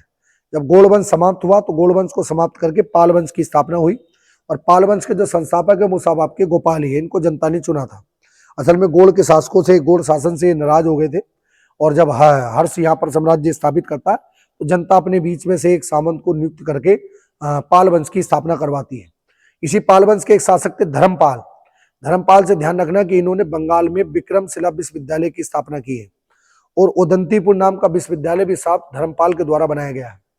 अच्छा, यहाँ पर नंदीवर्मन की ओर बात की जाए तो ये साहब आपके पल्लव वंश के शासक थे, यहाँ पर दिया ही है। तो इनको भी साहब आपका जनता ने चुना था, मगर यशोवर्मन को जनता ने नहीं चुना है। तो 3 को हटा करके बाकी सही है, तो पहला, दूसरा और चौथा इसका आंसर बिल्कुल सही हो जाएगा। ये पॉइंट आप ध्यान रखना है। अच्छा, अगले सवाल की ओर चले तो अगला जो सवाल है वो सवाल ये है कि महान संगीत कवि एवं नाटककार राजशेखर का संबंध जो है वो निम्नलिखित में से किसके दरबार से है? तो ये किसके दरबार में रहा करते थे? राजशेखर नाम के बड़े प्रसिद्ध साहब आपके नाटक हुए हैं। पहले राजशेखर की अगर बात की जाए तो इनका बड़ा ही प्रसिद्ध एक नाटक है। इस नाटक का नाम है साहब कपूर मांजरी। ध्यान रखना, कपूर मांजरी नाम का इनका बड़ा ही प्रसिद्ध नाटक है जो इनके द्वारा लिखा गया है। इसके अलावा एक और बात ध्यान रखेंगे कि जो राजशेखर है इन्होंने काव्य मीमांसा नाम की भी एक किताब लिखी है। तो काव्य मीमांसा भी साहब ये लिखते हैं, ठीक है। अगर राजशेखर की बात की जाए तो राजशेखर जो थे वो साहब आपके महेंद्र पाल नाम के जो शासक हैं, ये साहब आपके गुज्जर वंश के शासक रहे हैं। ध्यान रखना कि ये गुज्जर वंश के शासक हैं, तो ये इनके साहब आपके समकालीन रहते हैं। एक पॉइंट आपको ध्यान रखना है कि जो महेंद्र पाल थे, इनके जो बेटे थे, बेटे का नाम महिपाल था, तो इनके पुत्र का नाम महिपाल था। तो ये महिपाल के शासन काल में भी रहे हैं, तो ये दोनों के शासन काल में रहते हैं। मगर जब दो कभी भी ऑप्शन आए तो पहले वाले को वरीयता दी जाएगी। तो पहला वाला जो हो गया महेंद्र पाल, तो महेंद्र पाल इसका आंसर सही हो जाएगा, तो सी ऑप्शन इसका बिल्कुल ठीक है। अच्छा, अगली जो बात है कि निम्नलिखित में से कौन अपने पिता के सैन्य अभियानों के दौरान सैनिक छावनी में साहब आपका पैदा हुआ था? अगर मैं आपसे थोड़ी सी एक बात करूं कि बेटा ये गुज्जर प्रतिहार वंश था, इस गुज्जर प्रतिहार वंश के एक शासक हुए, शासक का नाम था गोविंद तृतीय। तो ये जो गोविंद तृतीय नाम के शासक थे, असल में ये उत्तर भारत के अभियानों से लौट रहे थे, और ये उत्तर भारत के अभियानों से जब लौटते हैं तो लौटते समय नर्मदा नदी के तट पर इनके एक बच्चे का जन्म हुआ था, जिस बच्चे का जो नाम रखा गया वो नाम रखा गया था साहब आपका अमोघ वर्ष। क्या नाम रखा गया था? अमोघ वर्ष। ध्यान रखना, अमोघ वर्ष इसका नाम रखा गया है। तो ये जो अमोघ वर्ष है, इन अमोघ वर्ष को बेटा, अमोघ वर्ष को जो है वो दक्षिण का अकबर भी कहा, सॉरी दक्षिण का अशोक भी कहा जाता है। ध्यान रखना कि ये साहब आपके दक्षिण का अशोक भी कहलाता है। और अगर इन दोनों की बात की जाए तो पिता हो गए गोविंद तृतीय और बेटे हो गए साहब आपके अमोघ वर्ष। तो ये दोनों के दोनों बेटा किस वंश के थे? राष्ट्रकूट वंश के थे। ये ध्यान रखना, किस वंश के थे? राष्ट्रकूट वंश के थे। असल में जो मैंने अभी आपको बताया था ना त्रिदलीय संघर्ष, तो उस त्रिदलीय संघर्ष में गोविंद तृतीय भी शामिल होते और अमोघ वर्ष भी शामिल हुए थे। तो उसी अभियान से ये वापस लौट रहे थे, तब नर्मदा नदी के तट पर इनके इस बच्चे का साहब जन्म हुआ था। तो ये ध्यान रखना है। अगले सवाल पर चलें तो 35वां सवाल यहीं से कर सकते हैं। निम्नलिखित में से कौन सा ऐसा शासक है जिसने, कौन सा राष्ट्रकूट शासक है जिसने एलोरा के प्रसिद्ध कैलाश मंदिर का निर्माण कराया है? तो एलोरा का जो प्रसिद्ध कैलाश मंदिर है ये कई बार पेपर में आ चुका है। तो एलोरा का जो प्रसिद्ध कैलाश मंदिर है इसका निर्माण करवाने वाला जो शासक है वो है साहब आपके कृष्ण प्रथम। और ये ध्यान रखना कि एलोरा का कैलाश मंदिर द्रविड़ शैली में बना हुआ है। किस शैली में बना हुआ है साहब आपका? द्रविड़ शैली में साहब इसका निर्माण किया गया है। ये पॉइंट अच्छा है, ध्यान रखना है। अच्छा, अगला सवाल है साहब आपका चालुक्य वंश के शासक पुलकेशन द्वितीय ने हर्षवर्धन पर कब विजय प्राप्त की थी? तो पुलकेशन द्वितीय पर जो पुलकेशन द्वितीय ने जो हर्ष को हराया था वो 618 ईस्वी में हराया था और नर्मदा नदी के किनारे हराया। ये पॉइंट आपको ध्यान रखना है। अच्छा, अगला सवाल जो है बड़ा इंपॉर्टेंट है। संस्कृत के कवि और नाटककार कालिदास का उल्लेख किस में देखने को मिलता है? असल में जो पुलकेशन द्वितीय का एहोल अभिलेख था, इस अभिलेख में पुलकेशन द्वितीय के एक दरबारी कवि थे जिनका नाम था रवि कीर्ति। तो इनका रवि कीर्ति का भी साफ उल्लेख देखने को मिला है। असल में जो रवि कीर्ति थे इन्होंने अपनी तुलना कालिदास से की है और अपनी तुलना कालिदास से करते हुए स्वयं को ये कालिदास कहते हैं। तो ये जो ऐहोल अभिलेख है, इस ऐहोल अभिलेख में इसे रवि कीर्ति को कालिदास की संज्ञा दी गई है। इसने अपनी तुलना कालिदास से की है। तो हम ध्यान रखेंगे कि पुलकेशन अभिलेख इसकी जानकारी प्रदान करता है। अगला सवाल है कि निम्नलिखित में से कौन सा मध्यकालीन विद्वान ये लेखक जैन धर्म का अनुयायी था। तो जैन धर्म के अनुयायी जो थे ये बड़ा प्रसिद्ध है, हेमचंद्र सूरी जो हैं ये जैन धर्म के अनुयायी थे, यानी कि जैन धर्म को साहब आपका माना करते थे, जैन धर्म के ये फॉलोवर्स थे। देखिए बेटा, अगर आपको ये क्लास अच्छी लग रही हो तो मेरी आपसे एक हम्बल रिक्वेस्ट है कि इस क्लास को अधिक से अधिक शेयर भी करना, ताकि थोड़ा सा मनोबल बढ़े और भी बच्चे इस क्लास से साहब हमारी जुड़ पाए।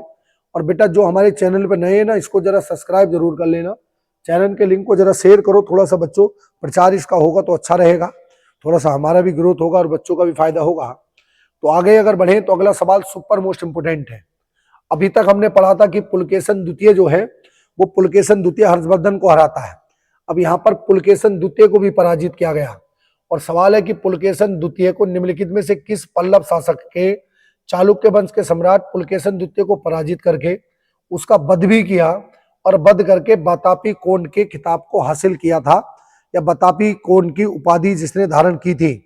तो अगर इस शासक की बात की जाए तो इसका नाम था नरसिंह वर्मन प्रथम। ध्यान रखना, सुपर मोस्ट इंपोर्टेंट है। नरसिंह वर्मन प्रथम जो थे ये साहब आपके पल्लव शासक थे।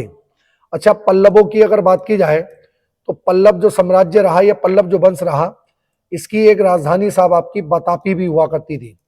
ये भी पॉइंट आपको ध्यान रखना। तो हमने देखा कि हर्ष को हराया पुलकेशन द्वितीय ने, और पुलकेशन द्वितीय को हराया था साहब आपका किसने? नरसिंह वर्मन ने हराया था, जो पल्लवों के शासक थे। अगला सवाल था कि रवि कीर्ति जो एक है, एक जैन थे जिन्होंने ऐहोल अभिलेख की रचना की है, और इनको किसका संरक्षण प्राप्त था? तो मैंने आपको बताया अभी। तो इनको किसका संरक्षण प्राप्त था साहब आपका? पुलकेशन द्वितीय का। इन्होंने ऐहोल अभिलेख में स्वयं को कालिदास कहकर के संबोधित किया है। रवि कीर्ति ने ऐहोल अभिलेख की रचना की है। एक सवाल यह भी है कि ऐहोल अभिलेख के रचनाकार कौन हो गए? रवि कीर्ति। अब यहाँ पर क्या है कि कुछ 4 राज्य दिए हैं और 4 राज्यों की यहाँ पर कुछ राजधानियां दी गई हैं। तो राजधानियों को यहाँ पर ये मैच करने के लिए साहब आपसे पूछ रहा है। तो बिल्कुल 1 मिनट में इसका आंसर हम लगाते हैं। 1 मिनट में साहब इसको हम सोल्व करने की कोशिश करते हैं। अगर यहाँ पर बात की जाए चालुक्य, तो आपको ध्यान रखना कि चालुक्य की जो राजधानी थी वो साहब आपकी बतापी है। पहले पल्लवों की भी राजधानी रही और चालुक्यों की भी राजधानी रहती है। अच्छा, होयसाल की अगर बात की जाए तो होयसल नाम का जो वंश था इसकी राजधानी द्वार समुद्र थी। राष्ट्रकूटों की जो राजधानी रही है वो साहब आपका मालखेड़। इस मालखेड़ का दूसरा नाम मान्यखेत भी है। तो ये इनकी राष्ट्रकूटों की राजधानी रहती है। और काकतीय वंश की जो राजधानी थी वो साहब आपकी वारंगल थी। तो देखते हैं पहले का दूसरा, यानी कि इससे ही हो गया। तो सी ऑप्शन क्या होगा इसका? बिल्कुल राइट होगा, ये ध्यान रखना। अगला सवाल क्या है? अगला सवाल सुपर मोस्ट इंपोर्टेंट है। पृथ्वीराज विजय के लेखक कौन है? तो अभी तक आपने एक किताब पढ़ी होगी, वो किताब ये पढ़ी होगी कि साहब कि चंद्रवरदाई की किताब कौन सी है। तो यहाँ पर चंद्रवरदाई का जिक्र किया गया है और चंद्रवरदाई ने किताब लिखी है, उसका नाम है पृथ्वीराज रासो। तो पृथ्वीराज रासो चंद्रवरदाई के द्वारा लिखी गई किताब है। मगर ये जो पृथ्वीराज विजय नाम की किताब है, इसके जो लेखक है वो लेखक है साहब आपके जैनक। ध्यान रखना, जैनक इसके लेखक है। अच्छा, जैनक की अगर बात करें तो ये साहब आपके कश्मीरी इतिहासकार है। ध्यान रखना, कश्मीरी इतिहासकार है। और इन्होंने जो है अपनी इस किताब में, जिसका नाम है पृथ्वीराज विजय, इन्होंने पृथ्वीराज चौहान के विजयों की जानकारी का उल्लेख किया है। थोड़ा सा मैं आपको पृथ्वीराज की जानकारी, पृथ्वीराज के बारे में बताने से पहले एक और बात ध्यान रखेंगे कि जो पृथ्वीराज विजय है ये साहब आपका संस्कृत भाषा का महाकाव्य है। संस्कृत भाषा में साहब इसका उल्लेख है। अब हम आते हैं पृथ्वीराज चौहान के ऊपर। तो पृथ्वीराज चौहान जो है चौहान वंश के बड़े प्रतापी शासक हुए हैं। इनका जो वास्तविक नाम था वो राय पिथोरा था। इन्होंने पृथ्वीराज की उपाधि धारण की थी और ये पृथ्वीराज की उपाधि धारण करने वाले तीसरे व्यक्ति थे, इसलिए इनको पृथ्वीराज तृतीय भी कहा जाता है। और चौहान वंश से थे संबंधित, तो इसलिए इनका नाम पड़ गया था पृथ्वीराज चौहान। इनका गद्दी को लेकर के इनके मौसेरे भाई जयचंद के साथ संघर्ष हुआ था। दिल्ली की गद्दी को लेकर के संघर्ष था और एक संघर्ष का कारण जयचंद की पुत्री संयोगिता के साथ पृथ्वीराज चौहान का बलपूर्वक विवाह भी था। तो इसी संघर्ष के कारण होता क्या है कि जयचंद और पृथ्वीराज चौहान में आपस में दुश्मनी थी। मोहम्मद गोरी जब भारत पर आक्रमण करता है तो तराइन का पहला युद्ध हुआ 1191 में। पृथ्वीराज चौहान मोहम्मद गोरी को हरा देते हैं। दूसरा युद्ध हुआ साहब आपका 1192 में। इस युद्ध में क्या होता है कि पृथ्वीराज चौहान हार जाते, मोहम्मद गोरी जीत जाता है। मगर इस जीत में जो सबसे बड़ी भूमिका थी वो जयचंद की थी। जयचंद ने धोखे से पृथ्वीराज चौहान को हरवाया था। अब जयचंद को भी गोरी नहीं छोड़ता और चंदावर के युद्ध में इस जयचंद को भी हरा दिया जाता है और पृथ्वीराज चौहान की तराइन के युद्ध के बाद ये हत्या हो गई थी और दिल्ली के ऊपर साहब आपका गोरी के गुलाम कुतुबुद्दीन ऐबक का राज स्थापित हुआ था।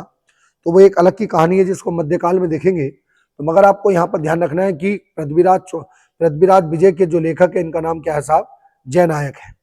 अच्छा, अगली किताब, अगली सवाल की ओर पढ़ें तो अगला सवाल क्या है? अगला सवाल है कि निम्नलिखित में से किस शासक के राजकाल के दौरान दिल्ली में शिवालिक स्तंभ लेख को उत्तीर्ण करवाया गया है? तो आपको दो सवाल यहां से निकल के आए। पहला ये आया कि जो शिवालिक स्तंभ लेख है, ये शिवालिक स्तंभ लेख जो है ये साहब आपका स्थित है कहां पर? ये स्थित है साहब आपका दिल्ली में। ध्यान रखना, दिल्ली में। और इस स्तंभ लेख को बनाने वाले जो व्यक्ति हैं इनका नाम है साहब विग्रहराज चतुर्थ है। क्या नाम हो गया बेटा? विग्रहराज चतुर्थ है। ध्यान रखना, विग्रहराज चतुर्थ ने इसको बनाया है। असल में जो विग्रहराज चतुर्थ है ये साहब आपके चौहान वंश से संबंधित है। इन्होंने एक नगर की स्थापना भी की थी और जिस नगर की इन्होंने स्थापना की है उसे कहा जाता था पहले अजय मेरू के नाम से जाना जाता था। और ये जो अजय मेरू है आज के तारीख में साहब आपका अजमेर के नाम से जाना जाता है। तो चौहान वंश की जो राजधानी रही वो अजमेर भी रहती है और बाद में इनकी राजधानी दिल्ली भी बनती है। तो विग्रहराज ने ये साहब आपका दिल्ली में इस स्तंभ का निर्माण करवाया है। ये पॉइंट आपको ध्यान रखना है। अच्छा, आगे अगर देखें तो आगे क्या है कि कुछ राजा दिए गए। यहाँ पे कुछ राजा के नाम पर चर्चा है और वो ये पूछता है कि इन राजाओं को साहब आपका हमें क्रम से लगाने के लिए बोला गया है। तो अगर देखा जाए तो कौन कौन से साहब आपके राजा हो गए, तो यहाँ पर तीन ऑप्शन है। चौथा ऑप्शन कहाँ पर है साहब हमारा? चौथा ऑप्शन ऊपर पूछा है, यानी कि भोज और राष्ट्रकूट। तो यहाँ पर हम भोज लिख देंगे और राष्ट्रकूट लिख देंगे।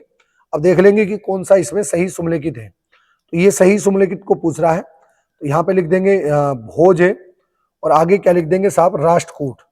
तो ये पूछता है कि कौन से वंश से साहब आपके संबंधित थे, तो देख लेते हैं कौन थे। तो पहला राजा इसमें जो दिया है इसका नाम क्या दिया है साहब आपका? नानुक दिया है। तो नानुक की बात करें तो ये चंदेल वंश से संबंधित था और इसने चंदेल वंश की स्थापना भी की है। तो ये चंदेल वंश का संस्थापक भी रहा है, ये ध्यान रखना। अच्छा, जयशक्ति की बात की जाए तो जयशक्ति की अगर बात करें तो जयशक्ति साहब आपका परमार वंश का शासक नहीं था। तो ये दूसरा तो गलत हो गया। ये असल में जिस वंश से संबंधित था वो था साहब आपका चंदेल वंश। तो चंदेल वंश का ये शासक था, ध्यान रखना। अच्छा, नागभट्ट द्वितीय की बात करें तो ये साहब आपका गुज्जर प्रतिहार वंश से संबंधित था, ध्यान रखना। और राजा भोज की अगर बात करें तो राजा भोज जो थे ये भी साहब आपके इस राष्ट्रकूट से संबंधित नहीं थे। तो राजा भोज का जो संबंध था वो था साहब आपका परमार वंश से। परमार वंश से इनका संबंध था। तो इसका पहला और चौथा, दूसरा और चौथा गलत होगा। पहला और तीसरा ऑप्शन क्या है? दोनों के दोनों सही हैं, यानी कि दूसरे और चौथे को हटा करके बाकी सही है। तो कूट देखेंगे, कूट में क्या है? कूट में दिया गया है साहब आपका पहला और तीसरा दोनों सही है। तो इसका जो बी ऑप्शन है वो बिल्कुल साहब आपका ठीक हो जाएगा। ये पॉइंट आप ध्यान रखना है।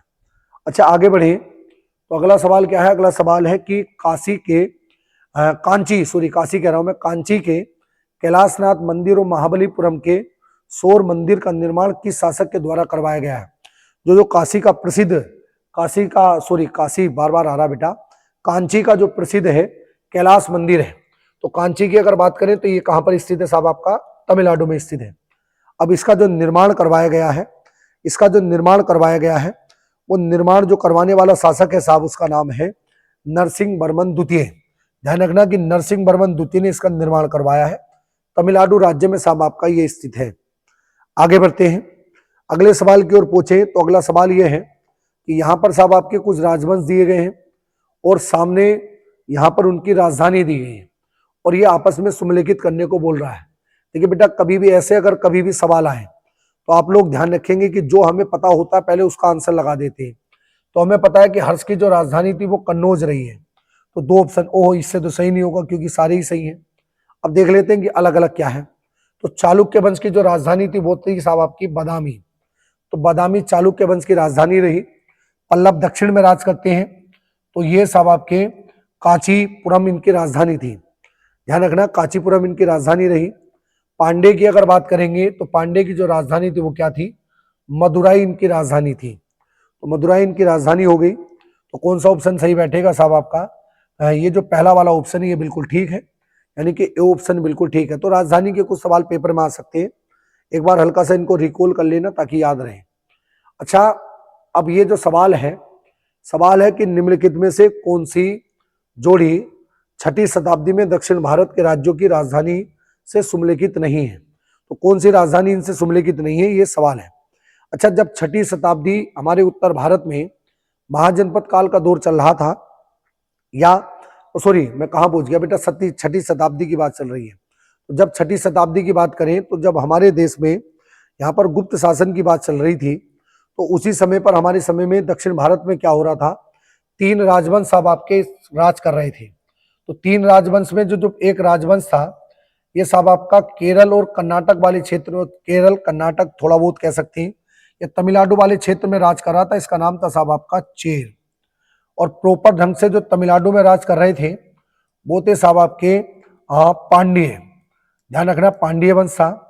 और जो उत्तर, थोड़ा सा उत्तर वाले क्षेत्र में, आंध्र प्रदेश वाले में कह सकते हैं, तो यहाँ पे जो राज कर रहे थे वो साहब आपके राज कर रहे थे चोल वंश के शासक। तो चोलों का शासन साहब यहाँ पर चल रहा था। अब ये जो 3 राजवंश थे, इनको संगम काल भी कहा जाता है, ये संगम काल के वंश भी कहलाते हैं। इनके अगर राजधानी की बात की जाए तो राजधानी पर अभी बाद में आएंगे, पहले इनके कुछ प्रतीक देख लेते हैं। असल में ये जो चेर वंश था, इसका जो प्रतीक होता था वो प्रतीक था साहब धनुष बाण। तो धनुष बाण इसका प्रतीक था, ध्यान रखना। जो ये पांड्य था, इस पांड्य वंश का जो प्रतीक था वो मछली थी, और जो चोल वंश था इसका जो प्रतीक था वो साहब आपका शेर हुआ करता था, ध्यान रखना इसका शेर था। अब इनकी राजधानी पर आ जाते हैं, तो इनकी राजधानी क्या थी, किसकी राजधानी क्या थी, नहीं थी। तो पल्लव की अगर बात करें तो पल्लव की जो राजधानी थी वो साहब आपकी कांचीपुरम थी, बिल्कुल ठीक है। पांडे की अगर बात की जाए तो पांडे की राजधानी जो थी वो मदुराई थी, बिल्कुल ठीक है। तो इनकी कैपिटल क्या होगी साहब, मदुराई हो गई, ध्यान रखना क्या होगी कैपिटल, मदुराई। चलो यहाँ तो लिखा हुआ ही है। अच्छा, चेर की बात करें तो चेर की राजधानी पुदुचेरी नहीं थी। चेर वंश की जो राजधानी थी वो राजधानी थी बंची, ध्यान रखना बंची इनकी राजधानी थी। चोल की तंजौर थी, और होयसाल की जो राजधानी थी वो क्या थी, द्वार समुद्रम थी। तो इसमें चेर गलत था, तो इसका आंसर चेर हो जाएगा। ये पॉइंट आपको ध्यान रखना है। तो 6ठी शताब्दी में दक्षिण में 3 राजवंश राज करते हैं। आगे बढ़ते हैं। अगला सवाल था कि दक्षिण भारत का वह कौन सा राज्य था जो अपनी नौसेना शक्ति के लिए सबसे ज्यादा प्रसिद्ध हुआ है। तो नौसेना के लिए जो प्रसिद्ध थे वो साहब आपके चोल थे। मैंने आपको बताया भी, राजेंद्र चोल दक्षिण पर हमला करता है और महेंद्र पंचम नाम के शासक को हरा करके दक्षिणी श्रीलंका पर अपना कब्जा भी स्थापित करता है। अब यहाँ पर ना बेटा ये बड़े प्रसिद्ध मंदिर दिए गए हैं, और ये कहता है कि इन मंदिरों को साहब आपका सुमेलित करना है। तो मंदिर बड़े फेमस है, 1 मिनट में आपको पता होना चाहिए। तो ये कहाँ पर है, थोड़ा सा इनसे ही जुड़ा हुआ साहब आपका सवाल है। अच्छा, मीनाक्षी देवी की बात करें तो मीनाक्षी देवी का मंदिर बड़ा ही फेमस है, और ये साहब आपका मदुराई में स्थित है। कहाँ पर स्थित है, मदुराई में। तो मैं आपको समझाने के लिए थोड़ा सा यहाँ पे लिख देता हूँ। यहाँ पे मैंने लिख दिया साहब आपका मीनाक्षी देवी का मंदिर, ताकि कूट अच्छे से समझ में आ जाए। और यहाँ पर क्या लिखेंगे साहब आपका, तिरुमाल लिख देंगे। अब इनको अगर मैच करें आपस में तो मैच कैसे होंगे, तो पहला हो गया साहब आपका मीनाक्षी देवी का मंदिर। तो ये कहाँ पर स्थित है साहब आपका, मदुराई में स्थित है, ध्यान रखना है, ठीक है। अच्छा, वेंकटेश्वर मंदिर तिरुमल आंध्र प्रदेश में स्थित है। और अगर महाकाल मंदिर की बात की जाए तो उज्जैन में है। और बेलूर मठ जो है वो साहब आपका पश्चिम बंगाल में है। यहीं पर स्वामी विवेकानंद की मृत्यु हुई थी, तो बेलूर मठ में ये मरते हैं। तो अगर देखें तो इसका ऑप्शन क्या बैठेगा, इसका ऑप्शन जो बी है वो बिल्कुल ठीक बैठेगा। एक बार आप मैच कर लेना, मैंने मैच यहाँ पर कर दिया है। अगले सवाल की ओर पहुंचे तो अगला सवाल जो है वो क्या है साहब आपका, दक्षिण भारत की बड़ी प्रसिद्ध एक किताब दी गई है जिसका नाम है साहब आपका शिल्पदी कारम नाम की जो किताब है, इसके लेखक कौन है। असल में थोड़ा सा मैं आपको बताऊं तो ये जो है ये साहब आपका चोल वंश का एक साहित्य है, ये चोल काल का एक साहित्य है। असल में होता क्या है, होता यह है कि ये होता है कि एक साहब आपके युवा साहब आपके व्यापारी थे जिनका नाम था कोतवन। तो कोतवन नाम का एक व्यापारी था जो माताबी नाम की एक वेश्या थी उस पर आश्रित हो जाता है। तो इन दोनों की जो प्रेम कहानी थी, इस प्रेम कहानी के ऊपर एक इतिहासकार हुए जिनका नाम है साहब आपका इगलांगो। इन इंग्लांगों के द्वारा इस किताब की रचना की गई है। तो ये इस किताब की रचना करते हैं और इसमें इन दोनों की प्रेम कहानी को साफ दर्शाते हैं। ध्यान रखना, चोरकालीन ये साहब आपका साहित्य है। अगला सवाल तो सुपर मोस्ट इंपोर्टेंट, लिख लो, पेपर में आना है। बृहदेश्वर मंदिर की बात करें तो ये साहब आपका तमिलनाडु में है और चोल सम्राट जिनका नाम था राज राज प्रथम, इनके द्वारा साहब इसको बनाया गया है। तो राज राजा प्रथम जो है वो इस मंदिर का निर्माण करते हैं। ये तंजौर का बृहदेश्वर मंदिर है, ध्यान रखना। अच्छा, अगला है कारकोट वंश। कारकोट वंश जो है ये साहब आपका दक्षिण कश्मीर वाले क्षेत्र में राज करने वाला एक वंश था। तो ये जो कारकोट वंश था, इस वंश के जो आखिरी शासक थे वो कौन थे? तो आखिरी शासक इनमें से कोई नहीं है। आखिरी शासक जो थे इनका नाम था संग्राम पीठ, संग्राम पिंड कहेंगे, संग्राम पिंड जो थे वो संग्राम पिंड द्वितीय भी वो लगा दो, वो इस काल के साहब आपके सबसे अंतिम शासक माने गए। मगर इस काल के जो सबसे महत्वपूर्ण शासक थे वो है साहब आपके ललितादित्य मुक्तापीठ। असल में ललितादित्य मुक्तापीठ की अगर बात की जाए तो इन्होंने बड़ा ही प्रसिद्ध एक मंदिर है जो कश्मीर के अनंतनाग में स्थित है। तो अनंतनाग में जो मंदिर स्थित है इसका नाम है साहब आपका मार्तंड का सूर्य मंदिर। तो ये जो मार्तंड का सूर्य मंदिर है इसका निर्माण साहब इनके द्वारा ही करवाया गया है। इन्होंने इस मंदिर का साहब निर्माण करवाया है, ध्यान रखना, इसका निर्माण ये करवाते हैं। तो ये इस वंश के बड़े प्रमुख शासक रहे हैं। अच्छा, आगे अगर बढ़े तो अगला है राजतरंगिणी का विवरण किस शासक के शासनकाल के साथ ही समाप्त हो गया था। असल में ये जो राजतरंगिणी है कश्मीर के इतिहास को बताने वाली एक किताब है। तो किताब कश्मीर के इतिहास को साहब आपका ये बताती है। तो इस कश्मीर के अंतर्गत जो कई राजवंश राज करते हैं, मगर यहाँ पर एक और राजवंश राज करता है जिसका नाम है साहब आपका लोहार वंश। तो ये जो लोहार वंश है, इस लोहार वंश के जो अंतिम शासक थे वो थे जय सिंह। तो इनके साथ ही इस राजतरंगिणी में और किसी इतिहासकार का वर्णन नहीं किया गया। एक सवाल आपको ध्यान रखना है कि जो राजतरंगिणी है, ये राजतरंगिणी नाम की जो किताब है, ये किताब असल में कश्मीर का इतिहास बताती है। ध्यान रखना, ये कश्मीर का इतिहास की जानकारी देती है, कश्मीर का इतिहास बताती है। और इसमें भी आपको एक मेन बात ये ध्यान रखनी है कि कश्मीर के एक शासक हुए हैं जिनका नाम था जैन उल आबदीन। तो ये जैन उल आबदीन नाम के जो शासक हुए हैं, ये मुख्य तौर पर इनके इतिहास के ऊपर चर्चा करती है। इसे साहब आपका कश्मीर का अकबर भी कहा जाता है। ध्यान रखना, ये कश्मीर का अकबर भी कहलाता है। ये पॉइंट आपको ध्यान रखना है। अच्छा, आगे अगर बात करें तो अगला जो सवाल है वो क्या है, 54वां जो सवाल है उसका आंसर क्या है? वो सवाल ये है कि साहब रानी दीदा का संबंध किस वंश से रहा है? तो रानी दीदा जो है वो कश्मीर की एक शासिका थी। जब महमूद गजनवी भारत पर आक्रमण करता है तब उस समय पर कश्मीर में भी आक्रमण करता है। तो जब ये कश्मीर में आक्रमण करता है तो उस समय पर रानी दीदा का शासन था। असल में रानी दीदा की बात की जाए तो ये जो लोहार वंश था, इस लोहार वंश की राजकुमारी थी, परंतु इसका जो विवाह था वो विवाह हुआ था साहब आपका उत्पल वंश में। और उत्पल वंश के राजा थे, राजा का नाम था साहब आपका क्षेमेंद्र गुप्त है। तो क्षेमेंद्र गुप्त के साथ इसका विवाह होता है। तो इसका संबंध दोनों राजवंशों से रहा। तो ए और बी इसका राइट आंसर होगा, यानी कि सी ऑप्शन इसका बिल्कुल ठीक होगा। ये पॉइंट आप ध्यान रखना है। अच्छा, आज की क्लास का जो लास्ट सवाल है वो सवाल ये है कि कश्मीर में सती प्रथा का विवरण किस पुस्तक से प्राप्त होता है? तो देवी चंद्रगुप्तम तो गुप्त वंश की जानकारी देगी। तो इसका जो आंसर है वो क्या है साहब आपका राजतरंगिणी है। तो राजतरंगिणी कश्मीर में सती प्रथा का भी जानकारी प्रदान करती है। मैं समझता हूँ कि क्लास आपको अच्छी लगी होगी।